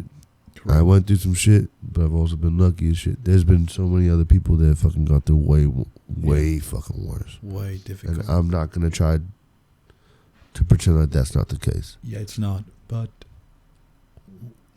I'm just facing your reality. I'm facing your life against mine. When I was 16, I felt that my life was a shitty because my parents, they moved here to the States and I was alone in Mexico. And they offered me, they were like, you want to come with us? And I was like, no, I still got to finish my high school here. So I was by myself, living in our house in Mexico at 16. And I thought they abandoned me. I thought that they will be like, all right, fuck this kid, we're going. And I felt that they left me behind. And I got depressed. I never get into any drugs, but because I never had the option. Although I thought that if I got the option, like if I had some friends that were like, oh yeah, smoke this weed or get this med, probably I will, because I was vulnerable at that position at that age. And I was like, bro, I was 16 when that happens. Now you're telling me that you were 16, and you see the big difference. There's a big contrast. So each person is going through something, and it's okay if you feel that your life is not the best right now, but there's always going to be someone that is going to something way more always difficult, someone going through worse than you, going to a worse scenario. There's girls that were fucking on Epstein's Island at fucking The 5 Jeffrey years Epstein. old. You know what I mean? That's Getting fucking raped. Yeah. And they were just kids. They were That's just childs. That's way worse than anything I fucking went through. So I can't sit here and... No, but at the same time, I feel that you had a point. And not only a point. Like, your life is not like, you know, a normal life or a traditional life for a 16-year-old boy. Like, you were... Who's normal? Who's gone through a normal life? Ain't nobody gone through a normal life. Not to Everyone a normal goes life. through fucking trauma. Probably not to a normal life because they're having troubles. We all have troubles, but not like those troubles. Like being recluse for that's not, you know. I mean, some people, they have trouble like, oh, I can afford pay for going to whatever, you name it, at 16, and your parents didn't want to buy you your shoes. Your parents didn't want to, or your family doesn't have enough money. And now you guys gotta go to you gotta move to an apartment. You gotta leave your school. You know, those are the regular problems that most people at 16 has with, you know, with parents. Yeah. But being recluded by that's, without respect, I don't want any troubles with any. I give my respect to every person. All respect to the respect the. I do respect every person in this world. I don't want any problems. I'm just here making a podcast. That's it. I'm a normal guy. Yo, if any of you guys have any issues, you come talk to me. My name is John Jack. I live on...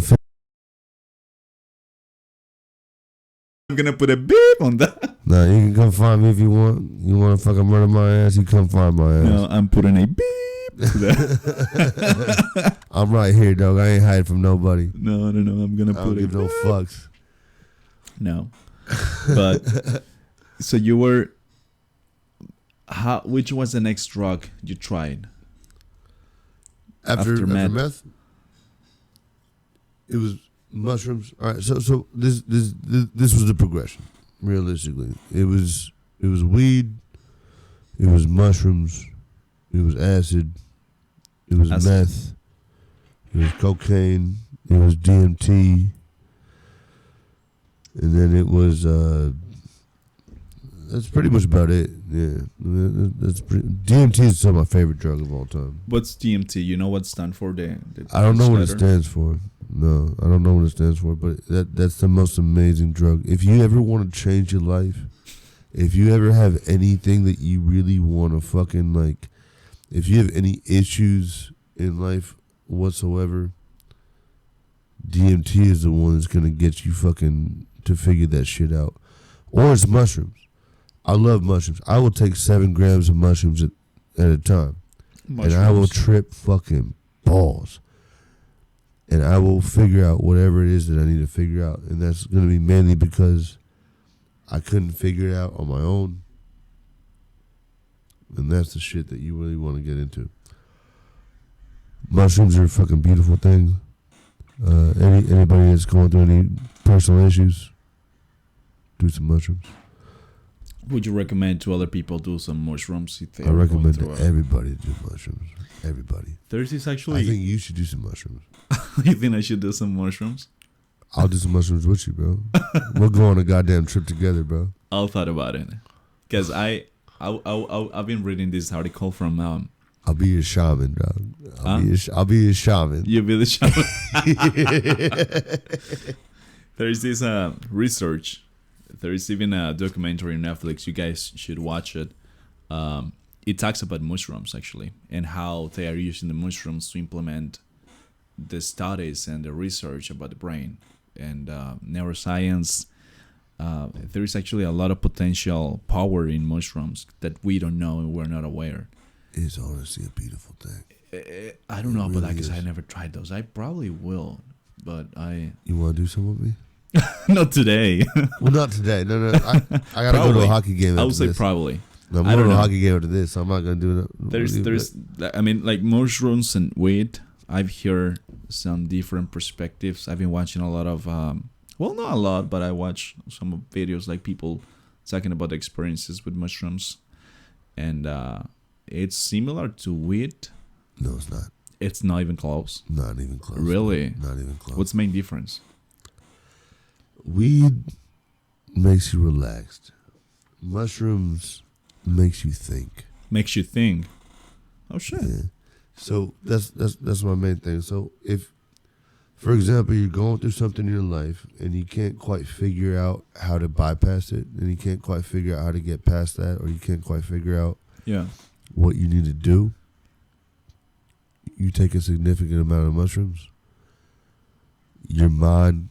Are you talking about like getting a different perspective, like seeing the bigger picture, probably a point of view that you were not able to see because of your emotions? Exactly. And whenever you take mushrooms, it makes you see the same thing, but in a different perspectives. And now you have a... Yeah. It gives you a different perspective. Because I will never recommend doing drugs to a person that is going through like I recommend a breakup to everybody that's over here. No. No. I mean, I would recommend, because I mean, it's natural. It's the weed, for example, is a plant. Mushrooms are mushrooms, right? But I will not recommend to anybody, of course, doing drugs. Although if you're gonna do drugs, I will recommend either weed, because in my perspective, I don't smoke frequently, but I remember it gives me a different perspective about my life. It just makes me see like the bigger picture, if you want to say it like that.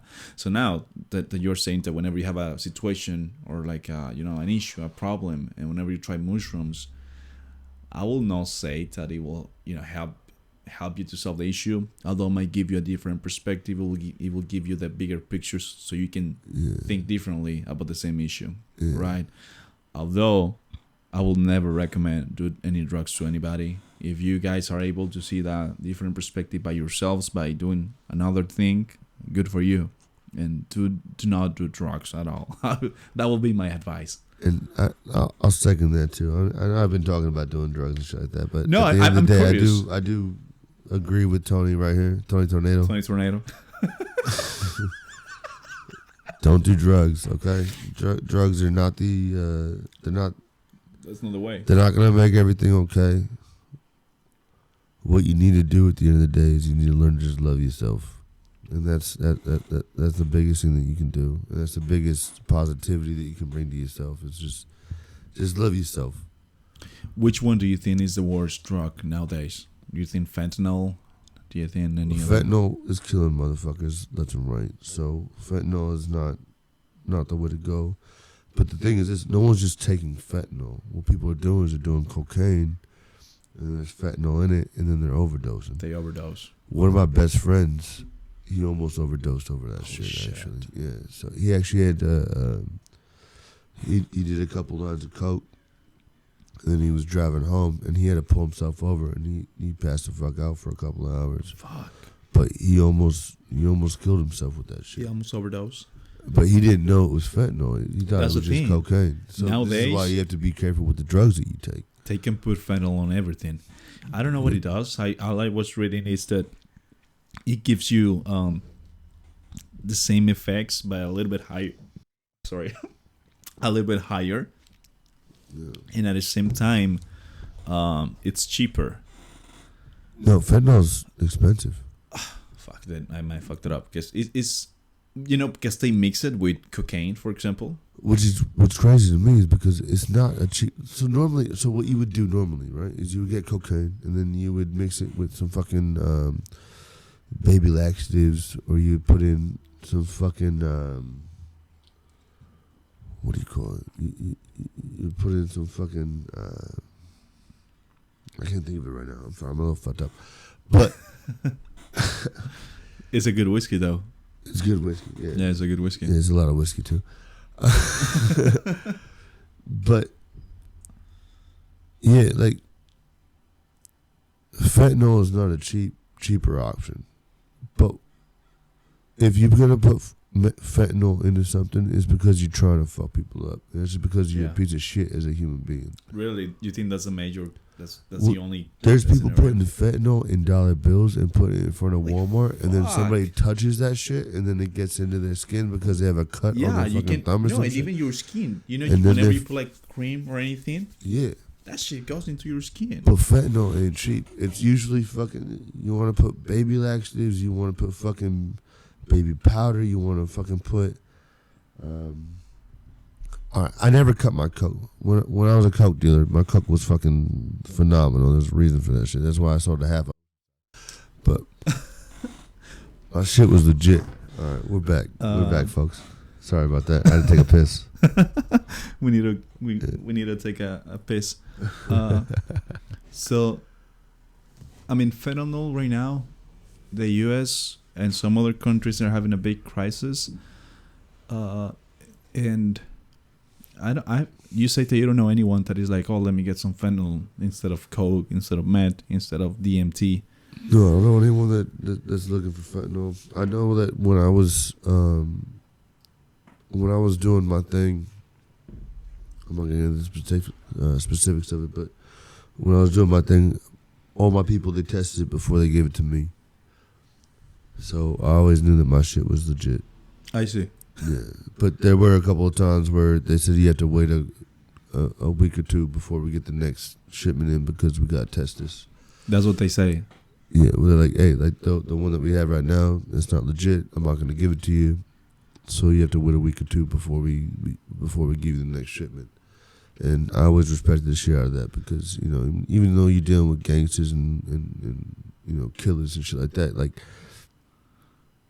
at the end of the day, they don't want people dying on the streets because they want return customers. Is really what it comes down to.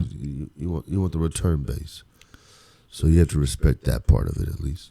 But I'm pretty sure there's some other people that they get it on their streets. They get it from strangers. They get it for the first time. They get it, especially That's why homeless. you don't get it from strangers. That's why you want to get it from somebody that you know and somebody that actually has respect for the game, right? I see, yeah.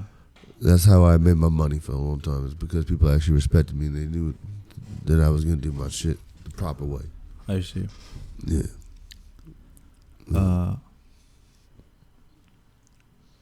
How about the homeless? The homeless? What's the Have you question seen on homeless? the videos from Philadelphia? People that are living in the streets. They are just... Well, I mean, that's a whole conversation, my friend. Yeah, you want my honest opinion on this shit? Yeah. We're spending fucking billions of dollars on a war that's not our war. We're spending billions of dollars on our army that we shouldn't be fighting in any kind of way. Correct. We should be spending that money on us and taking care of us. Fuck Ukraine. Well, not fuck Ukraine.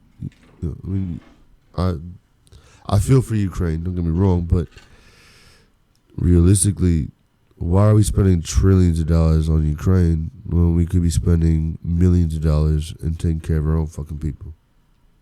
You understand what I'm saying? Yeah, I do. Let's take care of us first. And then we can help others. Then we can help others. But how are you going to help others when you got people in the goddamn streets? Now, I understand a lot of people, it's by choice. Some people just made some fucked up decisions. Some people have mental issues. I understand there's a lot of fucking variables. But why not take care of your own people before you take care of people in a completely different country? And I understand that they're going through some shit because they're going through war and they're getting bombed. But let's take care of us first. Yeah. That's my opinion. Well, I've been having conversations with a lot of people. Politics. It's a topic that I have a lot of knowledge, although I'm very curious and I love to read. Yeah. And it's fucked up, right? Because there are people dying every single day. But whenever people die from wars, it's the worst, in my opinion. It's like, bro. It's a horrible thing. It's a horrible thing. It is horrible. Yeah. And especially because we are fucking in 2024 now. It's like, have we done anything to learn anything from the past? Of course not. No. That's what I'm saying. History repeats itself, right? It is. And to me, it's just like if you are the most powerful country in the world, if you want to say it like that, because the United States is very powerful. Right. I don't know if still this is the number one, but I'm pretty sure it is. We have been number one for a long time. Yeah. To be honest with you. But you're having a crisis. You're having people that is dying on the streets. And, you have the money to help these people. And I'm not saying that the government should take full responsibility, because of course there is always going to be some people that is going to be like, oh, you should spend in this money instead of spending in people in the street with addiction. You should spend it in this, or they always going to be somebody that is going to be like, hey, but at least you should take care of your people. You should like fucking Canada. They have free insurance. Yeah. I was homeless for 6 months. You were homeless for 6 months. Yeah. How was that? Well, I was blessed because I was in Hawaii. So I mean, if you're gonna be homeless, Hawaii's the place to be homeless. Really? Is it really good? Oh, dude, it was fucking fun actually. Yeah. It's not. I'm not even saying that just to. I had a great time. I'm glad. Fucking went out, go spearfishing, cook for your fucking homies. You know what I mean? Wow. Grab a couple fish, spearfish those motherfuckers, bring it back to the camp. You fucking cook them over a goddamn fire. You do what you gotta do. But, so do you think that we should take care of us as a country first and then go help these other people? Or do you think that we should just help them because they are going through war and they are going through a horrible thing? And that's not to be deficited by any chance, but what's your opinion on that? So you gotta always see the past, and you gotta see, because the United States is like, hey, I gotta, after 9/11, and after everything that happens, things have changed. Of course. And of course, after World War II and everything, the United States became the most powerful country in the world. I believe, and I think that they are going to wars because they want to. It's a way to protect themselves. It's like, we don't want any country stronger than us, because that puts us in the spot, and we might have a potential. We have to show that we're the boss. Pretty much, It's like a dog. So I understand that part, but at the same time, it's like, bro, it's not need. It's, I don't know. I was having this conversation with John. John is a good friend. We say hello to John. Hello, John. He's super smart, though. I would love to have him here talking about John this topic. Bellarios? Huh? John Bellarios? Yeah, Barrios. Mr. Bellarios. Barrios. John Barrientos. En español está mejor. John That's Barrientos. my manager right here, my general manager. Yeah. It's Nothing but love and respect, my friend. super smart guy. Nothing but love and respect. And I was such an admiration and respect. Yeah. But I was having this conversation with him, and he's super smart about this topic. And he sees the bigger picture. And he's like, yeah, I know that we're spending a lot of money in these wars, but at the same time, it's because we want to show them who the big boss is, and they know Trump is right. But at the same time, I'm like, but how can you be the big boss when you got people fucking failing in your own country? Yeah. How can you be the boss when you got people fucking up in your own shit? Take care of your own people first. I see. That's my opinion. Yeah, it is. What's your And it's my opinion will be that I don't fucking like wars at all. Nobody likes war. Nobody likes wars. America Only likes the war. ones. The Apparently fucking. America likes war. You know who likes the wars? The companies that make guns. And the country folk. And the companies that makes like fucking military technology, because they fucking made a lot of money. Yeah. There is actually. You told me that you are into stocks, right? Yeah, I like stocks. Well, you like investments. I like to invest, yeah. You like the investments and everything. There is this website that I was looking the other day, because you know how a lot of Congress people that they work in the Congress of the United States, they love. There is this website called Senate Stocks Watcher. So it pretty much is a website that shows you what the people in the Senates are putting the money on. So before going to any war, before signing any big documents, they make sure they put the money in the company that will say or that will make a contract with the United States, and it will get a lot of money, so the stocks will go up. And there's a website. It shows you which Senates are putting the money on. I'll send to you through WhatsApp. And you're able to see the name of the Congress people that are putting the money on, and what kind of company are they putting the money on.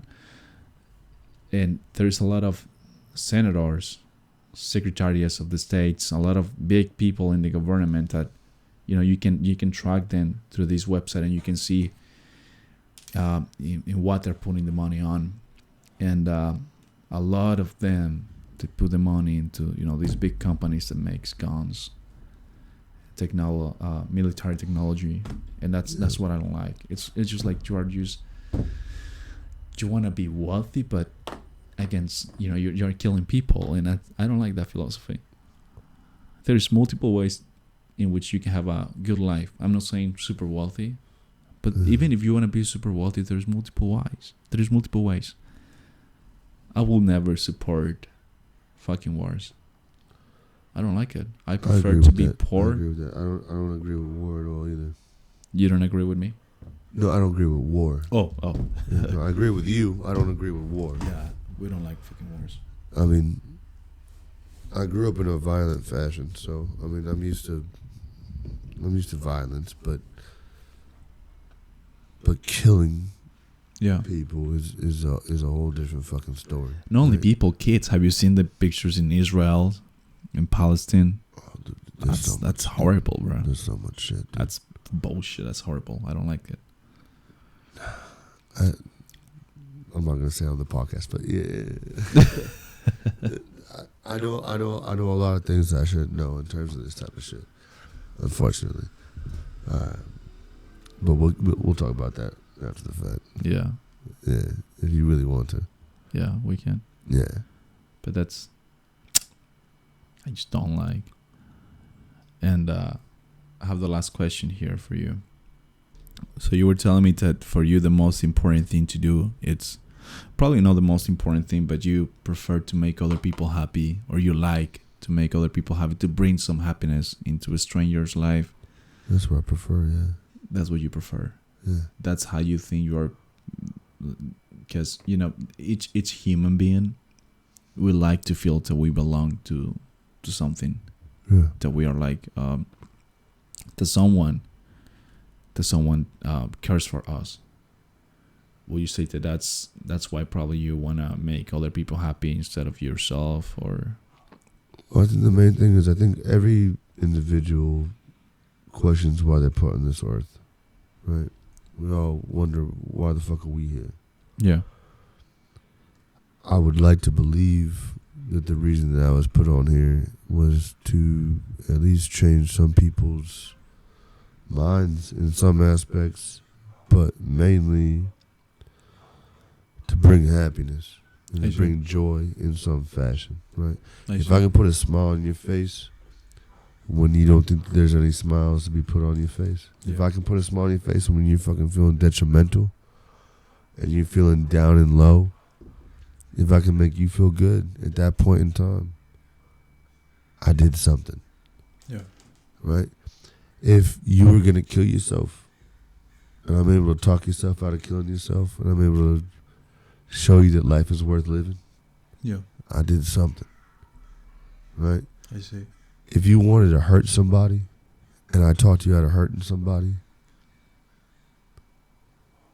that life was worth living. Yeah. Because I did something to help not only another individual, but a third-party individual as well. Yeah. That's what I live for. I live for the fact that even though I have my own issues that I'm fighting against, your own if demons, I can make anybody else's life better, you will. Then that's a fucking win. That's what I believe.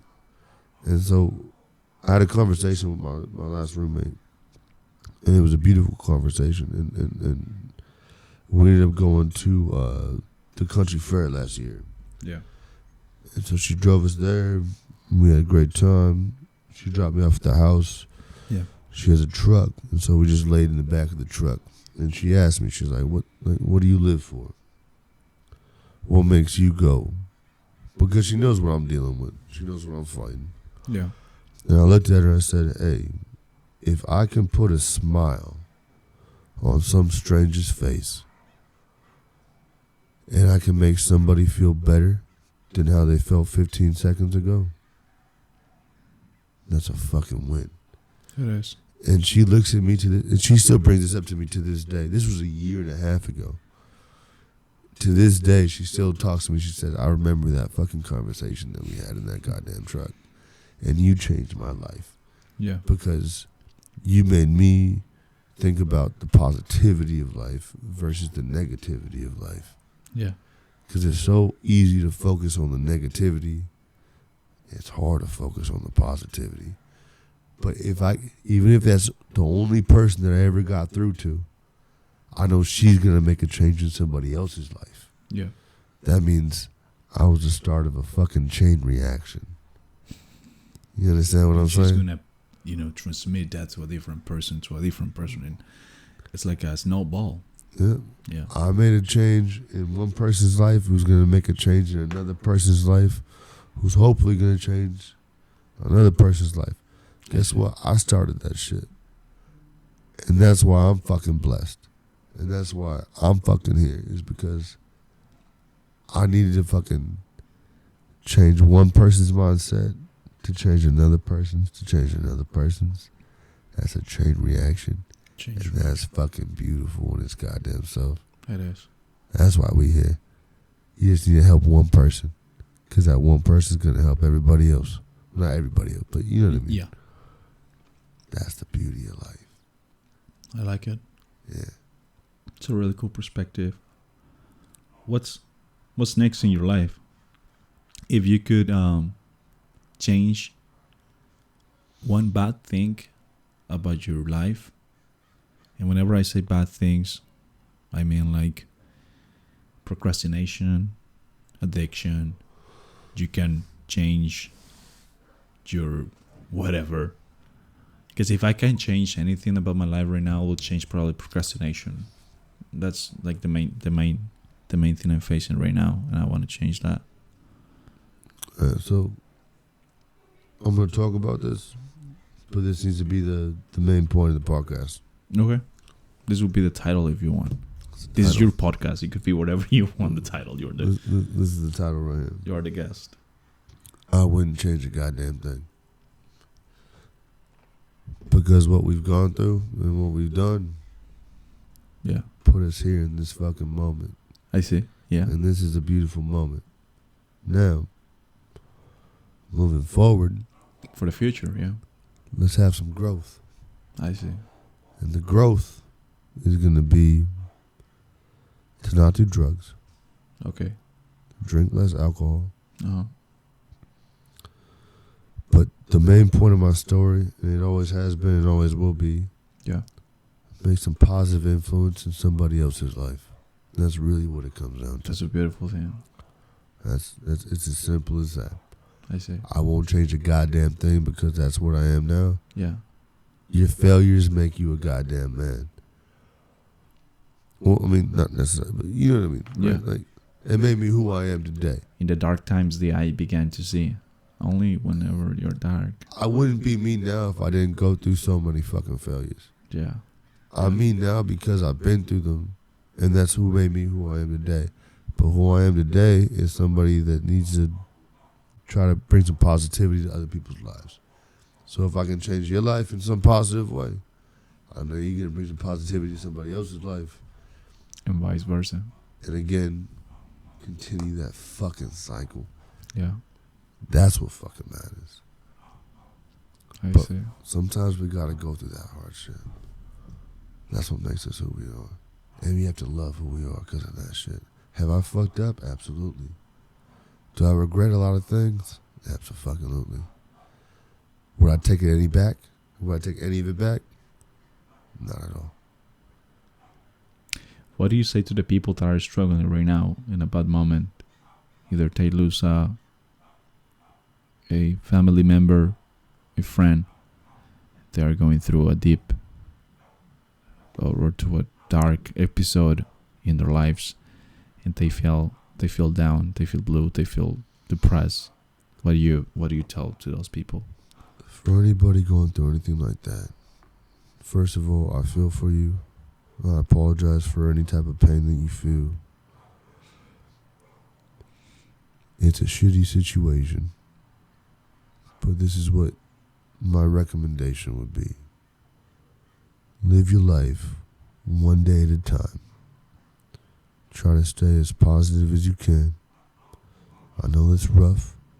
Feel your feels. Be negative. Be as negative as you need to be. Fight who you want to fight. Punch all the walls you want to punch. Do whatever it is that you think that you need to do in that moment. As long as you don't hurt another individual, self-pain is what's going to come down to at the end of the day. But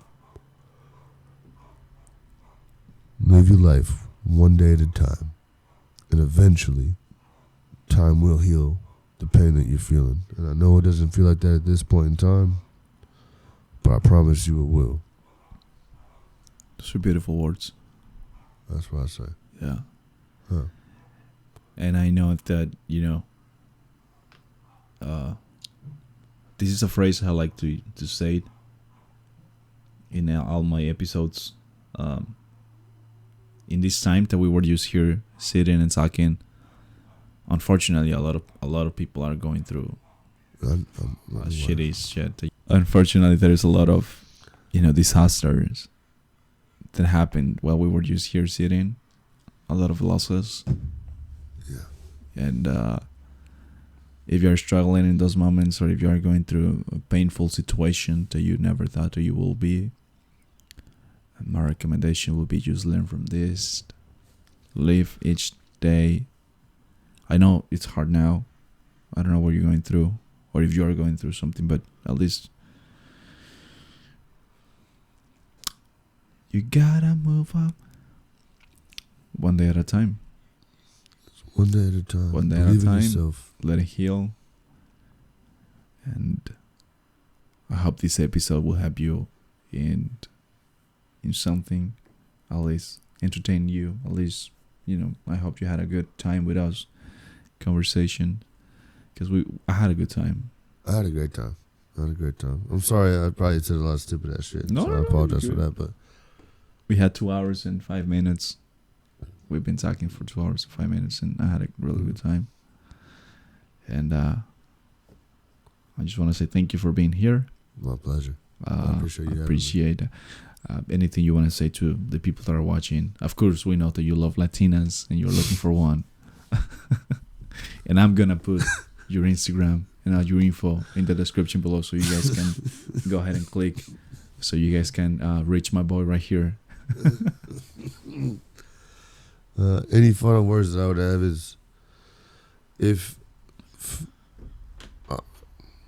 we'll never know what anybody else is going through. However, we should do our best to try to understand that everybody is going through something. Everybody's going through some type of pain. Everybody's going through some type of situation that is not ideal, right? And what we really need to do as a collective group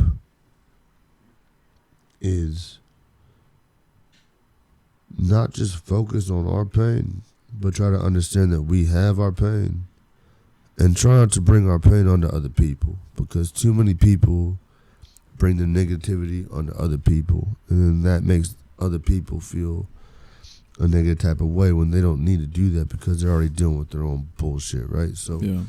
If you're dealing with some type of pain, focus on that, appreciate that, try to learn and grow from that, but let's not pass it on to anybody else, right? Nobody else needs to deal with your bullshit.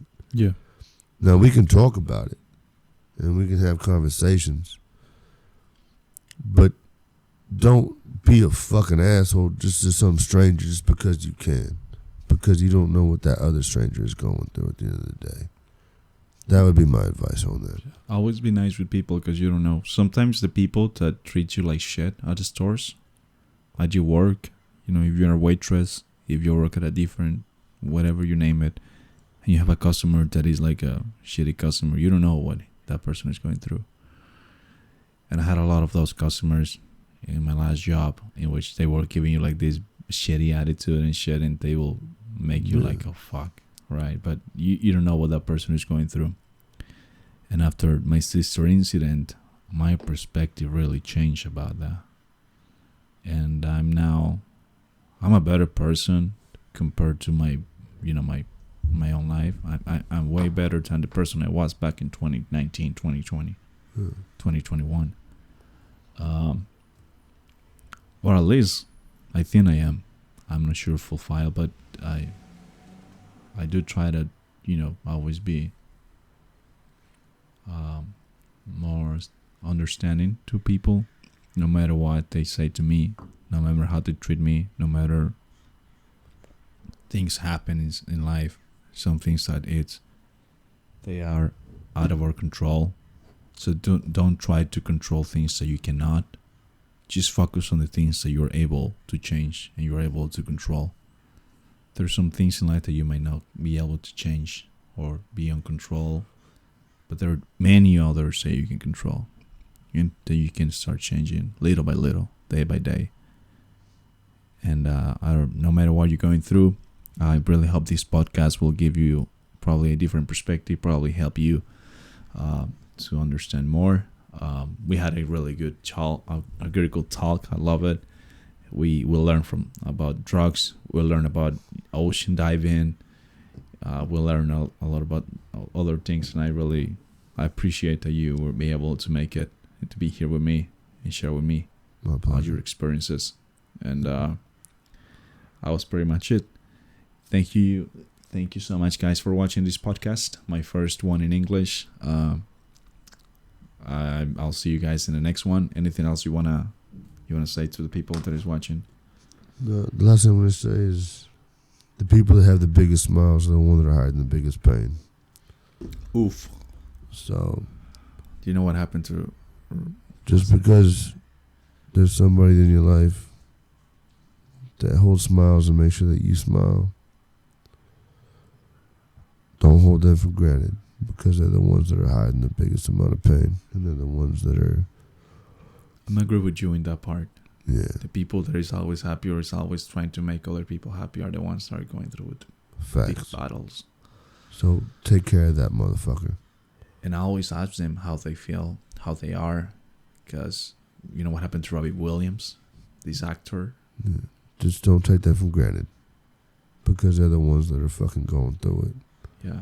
And they just don't want you to go through it the way that they are. So that's my biggest piece of advice right there.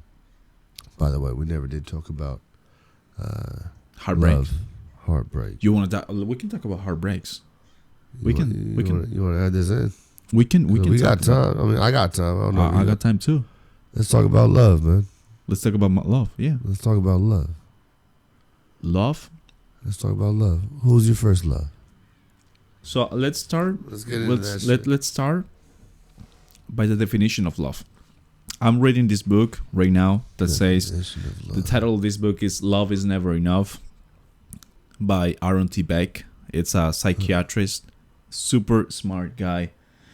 My recommendation for every single people out there that probably if you're loving or you feel that you're in love, before moving forward, or even if you're already in a relationship, especially if you're married, "Love is Never Enough" by Aaron T. Beck. It's an amazing book that will change your perspective about love. So, anyways, I was telling you that biologically, our own goal, if you want to say like that, the main thing is reproduction. So, love, it's a beautiful thing, but it's like a drug. Excuse me, sure. Whenever you're in love, you have a lot of dopamine, you have a lot of chemical things happening in your brain. So you feel in love. Why? Because your body wants you to reproduce yourself biologically. That's the only purpose of you being alive. So you can reproduce. That's why we have a lot of dopamine whenever we have sex or whenever you masturbate. That's why we have a lot of those chemicals brains going. Tony Tornado, yeah. Tony Tornado. No, it's right. Yeah. Yeah. So biologically and physiologically, the only purpose of you being alive is so you can eventually reproduce, that you can eventually have kids. That's why you have all those, crazy thoughts whenever you're in love. Whenever you're in love with someone, either female or male, man, you go crazy. When was the first time you fell in love, Tony? The first time I fell in love was I was watching this movie, Bridges to Terabithia. Have you ever watched this movie? I thought you were going to say Selena Gomez. No, Selena Gomez. Wizards of Waverly Place. No, let me show you a picture of the girl I fell in love with. I was 12 when I watched this movie for the first time. Okay. It's Bridges to Terabithia. I fell in love. And, it's Bridge to Terabithia, not Bridges. It's Bridge to Terabithia. You see this girl? You guys are seeing this picture, by the way. Cute. Yeah, she's cute for sure. Anna Sophia Robb. I'm pretty sure that's her name. Anna Sophia Robb. I might fucked it up. I don't know. But I was 12 when I watched the movie for the first time. And that was the first time. I might not fell in love, but I was like, oh shit, what is this? Because I was, having some feelings. And I will say that was the first time I felt something different. Because I was watching movies before. I was watching hella movies. And the movie is actually about your first love, if you want to say it like that. It's a friendship, but, you have some extra feelings. And it's a beautiful movie. You should watch it. But that was the very first time I felt something different while watching a movie. But the very first time... You actually fell in love with a woman. I actually fell in love in a woman that I can actually, be. I think I was... Oof. The very first time I fell in love, it was actually with my girlfriend. Because we met before. So 2 years ago? 3 years ago? No. I met her when I was 13. Well, I met her, and then we never see each other again. And then So you guys are still boyfriend, girlfriend? That's my girlfriend I have right now. But at the time I fell in love, I never told her until 2 years ago before she was my girlfriend. And whenever we reconnect, I actually told her like, oh, you know what? I actually was, in love, deeply in love whenever we were kids. So I met her at this store. And oh man, I remember I have some stronger feelings for her. It's like deeply feelings. I was like 13, 12 probably. So you guys are still together? We still together, yeah. In the day, but back in the day, we were working for a couple months, and then she goes away. I moved as well. No, I didn't move. I think she quit, and I quit as well. And that was it. We never talked again. Okay. Everything. She continued with her life. I did continue with my life. And then eventually in the future we get back together. But that was my very first time I fell in love. I fell in love other times after. But my very first one, it was her. That's the most important one, is the first one. That's the most important one. I mean, so I fell in love with this character from this movie, bro. I really felt a character from a movie. You might think I'm crazy, but I'm not. And I think it's natural. I think because you're a kid. Marge Simpson. No, the one I told you from the movie, Bridge to Terabithia. Man, Marge. Did you fall in love with Marge Simpson? Don't say so, bro. She's ugly. I don't like her. I know she is. That's why I said it. You know which cartoon movie I fell in love with? Watch like that, Mr. Incredibles. Yeah, I knew it. Like the video of you fell in love as well with that girl. I did fall in love with that one. I did actually, but I mean, not as strong as I felt with Anna Sophia Robb. Actually, the character name is Leslie in the movie. No, but yeah, I did fall in love with this character from this movie, and I was like, "Fuck, I feel something strong, something really strong." And I was like, "Bro, what the fuck is this?" My brain was changing. My brain was changing, and I have those feelings that I've never had in my life. But then after I fell in love with my girlfriend that is right now, but we were only kids at that age. I was only like 14. No, I was not even 14. I was like 13 probably. I was 14. Never happens. I never asked her out. I never asked her, "Hey, you want to be my girlfriend?" I was so cute. I never told her anything like this, but I was deeply in love with her as a secret. I never told her anything. I just love working with her. That was it. I was enjoying talking to her. I remember back in the day, Facebook was in development, and we were talking through Facebook, and that was a good time, actually. There you go. Which was your first love? Her name is Blade. If you're watching this at any point in your life, just know, I know you're married. And I know you guys going to get divorced at some point, so you just hit me up, okay? Because I still love you. I always have love for you. You'll always be my girl, okay? Well, actually, you know what? Panita, you've always been my girl. So You broke me. You found me. do you guys were dating at some point? Yeah. So you were behind and I did because I only I had did it a for a feeling, while. but I never asked her out. We never were like a No, couple. no, me and her, we, so this, all right, this is where it gets, it's a crazy story. It's a crazy story. So, I was minding my own goddamn business, Yeah. as I do, right? Yeah. I was hooking up with one of her friends, Yeah. right? And then I ended up getting a call You got a one call. night. Yeah, I got a call one night. And I was fucked up, right? I was on some pills. I was on like some How old were you? Vicodin. I was on some fucking weed and a little bit of Robitussin. How old were you? I was 15. 15 yeah, years old. 15, yeah. Bro, I was the I was first a love kid, is the one dog. that gets you the most. Dude, I've been doing drugs since I was a kid. Like, I mean, Yeah, you told me that since 12 yeah. was the first experience. So I was fucked up, and then I get a fucking call from this random chick, and she's like, "Hey, this is," and I was like, "Yeah," and she's like, "I'm friends with Angeline," and I was like, "I know who the fuck you are."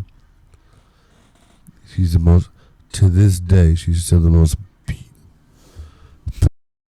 She's still the most beautiful girl I've ever seen in my goddamn life. Oh, shit. I don't give a fuck who sees this. When y'all get divorced, you come talk to me. You understand what I'm saying? Alright.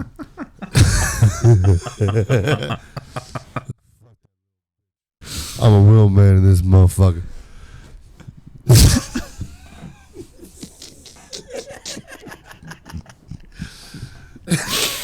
I was not expecting that. I know you weren't.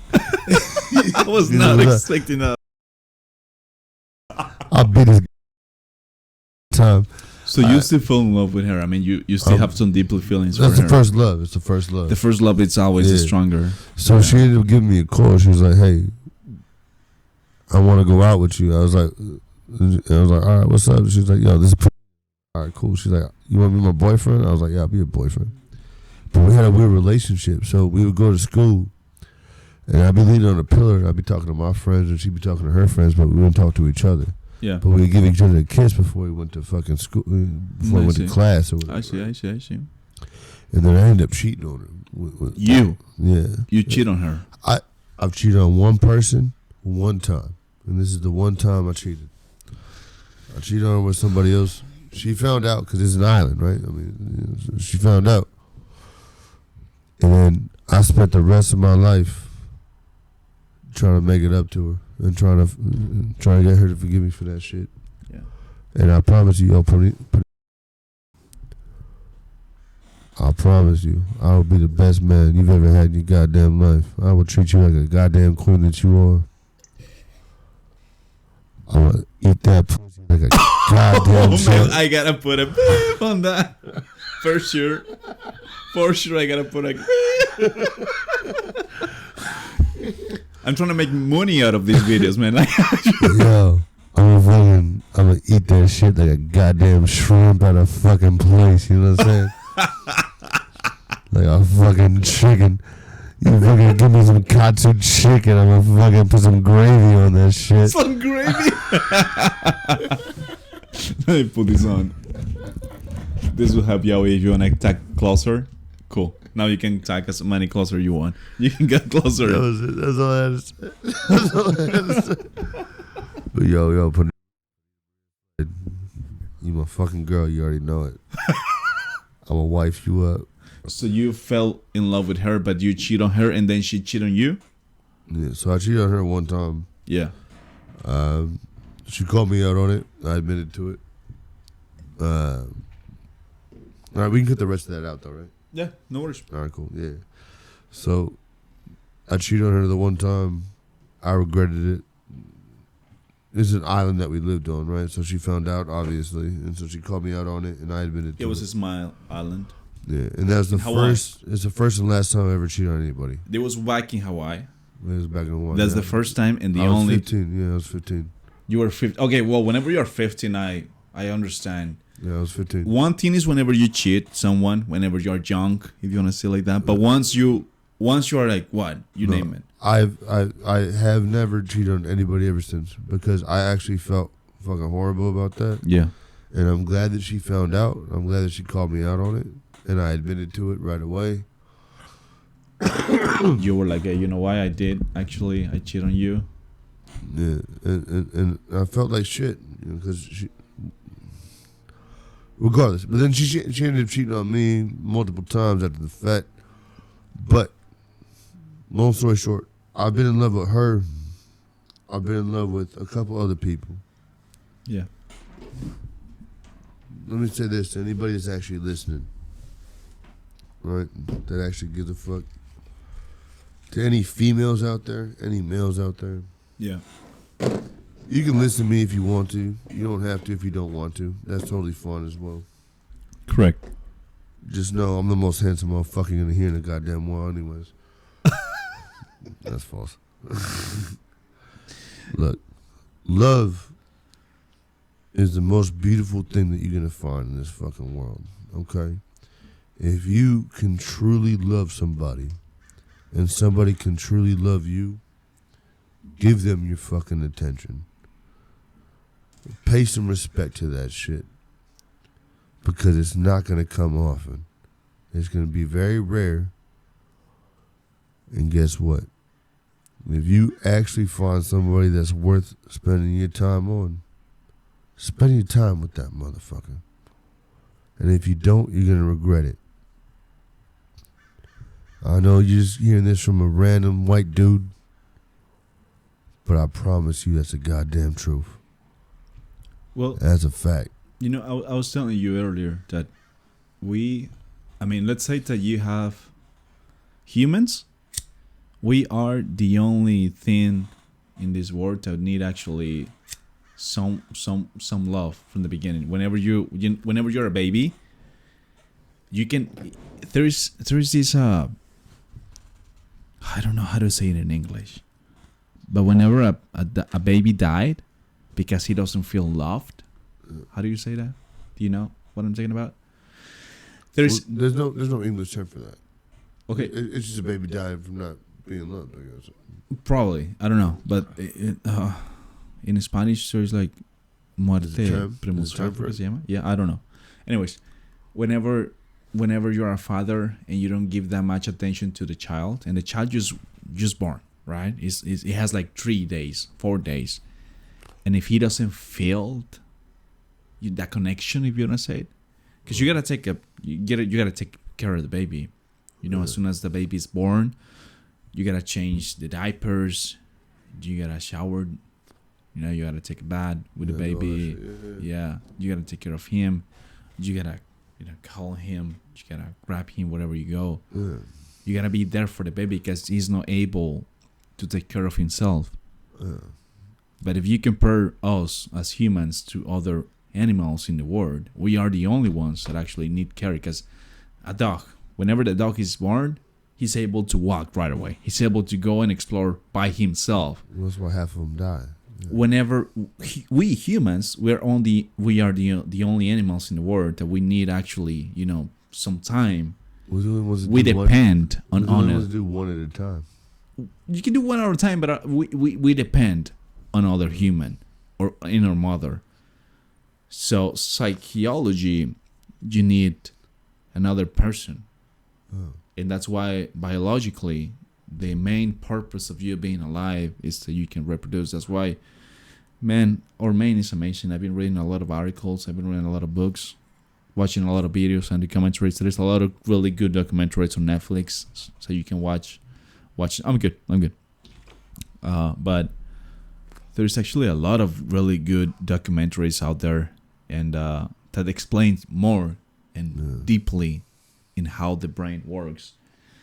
And we as humans, all we need is love. Not only from another person. All you need is love from. You gotta feel that you belong to something, to your parents, to your friends, to anything. Of course, you will always have this need to have a partner in your life. Why? Because biologically, the only purpose in your life is that you can reproduce yourself, even if you don't do so. But you know also what's crazy about that? What? is we also trick ourselves into believing that we don't need love. We don't need love. No, but we try to trick ourselves into believing that we don't. By the way, Latinas. One more time, here we go. Wolfman Jack 808. All I want is a little bit of love from somebody that actually wants to love me. You have already seen me. I see. I may not have seen you, but have you seen me? hey, I eat pussy. I eat ass. I gotta put a big I'll lift those legs up. I'll fucking beat that pussy up till the fucking goddamn night goes out. Thank you guys for watch this video. Anything else you want to say now? Completely out. Thank you for dealing with my bullshit. I appreciate y'all. Cheers. Y'all are beautiful people. And again, any Latinas? I'm actually gonna make a compilation of this. Like 4 times. A compilation of all the times you say like, "Hey, Latinas." Latinas. You really like Latinas? I do like Latinas. Yeah. I really do. All right. Yeah. Well, now you know. He loves you. And now the Latinas, please check the link in the description below. It's gonna be Jack's Instagram and everything. Yeah. Well, thanks. I do appreciate you. No, I appreciate you having me here. Thank you. Hopefully it was a good experience for you as well. It was a really good experience for me. I really appreciate it. Yeah. We have 2 hours and 38 minutes of podcast. That's a long time. I'm going to make some cuts, and I'm going to make some shorts, Instagram Reels, TikToks. There you go. Yeah, it's going to be Just fun. make sure you tag me. I will, actually. Guarantee you. Yeah. You follow me on Instagram, right? I think, yeah, you do. Yeah, I follow you, and then you follow me back. Yeah. So, yeah, I will tag you on Instagram. Let me double check real quick. What's your thing again? Can I tap it? It's a little bit crazy. Just double check. Just double checking. Yeah, Tony Zuniga, right there. You follow me. Tony Zuniga. I give it a like to the last post you shared. So that's pretty much it. Yeah. Well, thank you guys for watching this video. Muchas gracias por haberlo visto, escuchado. Mi nombre es Tony Zúñiga y espero que tengan un excelente día. Anything else you want to finish it with? Sorry, I don't speak Spanish. Do you know a couple words in Spanish, though? Azul. Blanco. Chupacabras. Chupacabras. Azul, blanco, and chupacabras. Und. Und? Oh, sorry, that's German. I lived in Germany for a year, so I apologize. What und mean in English? Und is and. And? I see. Und. Puta falsa. Fake ass bitches. I see. Muchas gracias por haber visto este episodio. Asegúrense de seguir a Jack en todas sus redes sociales que van a estar aquí abajo en la descripción. And you can always check the link in the description below to check it out more. Thanks a lot, man. I'm waiting for you to shake my hand. All right. You know I love the show. Yeah, I love you, man. All right. Gracias. Peace. Gracias por haber visto este episodio. Bye.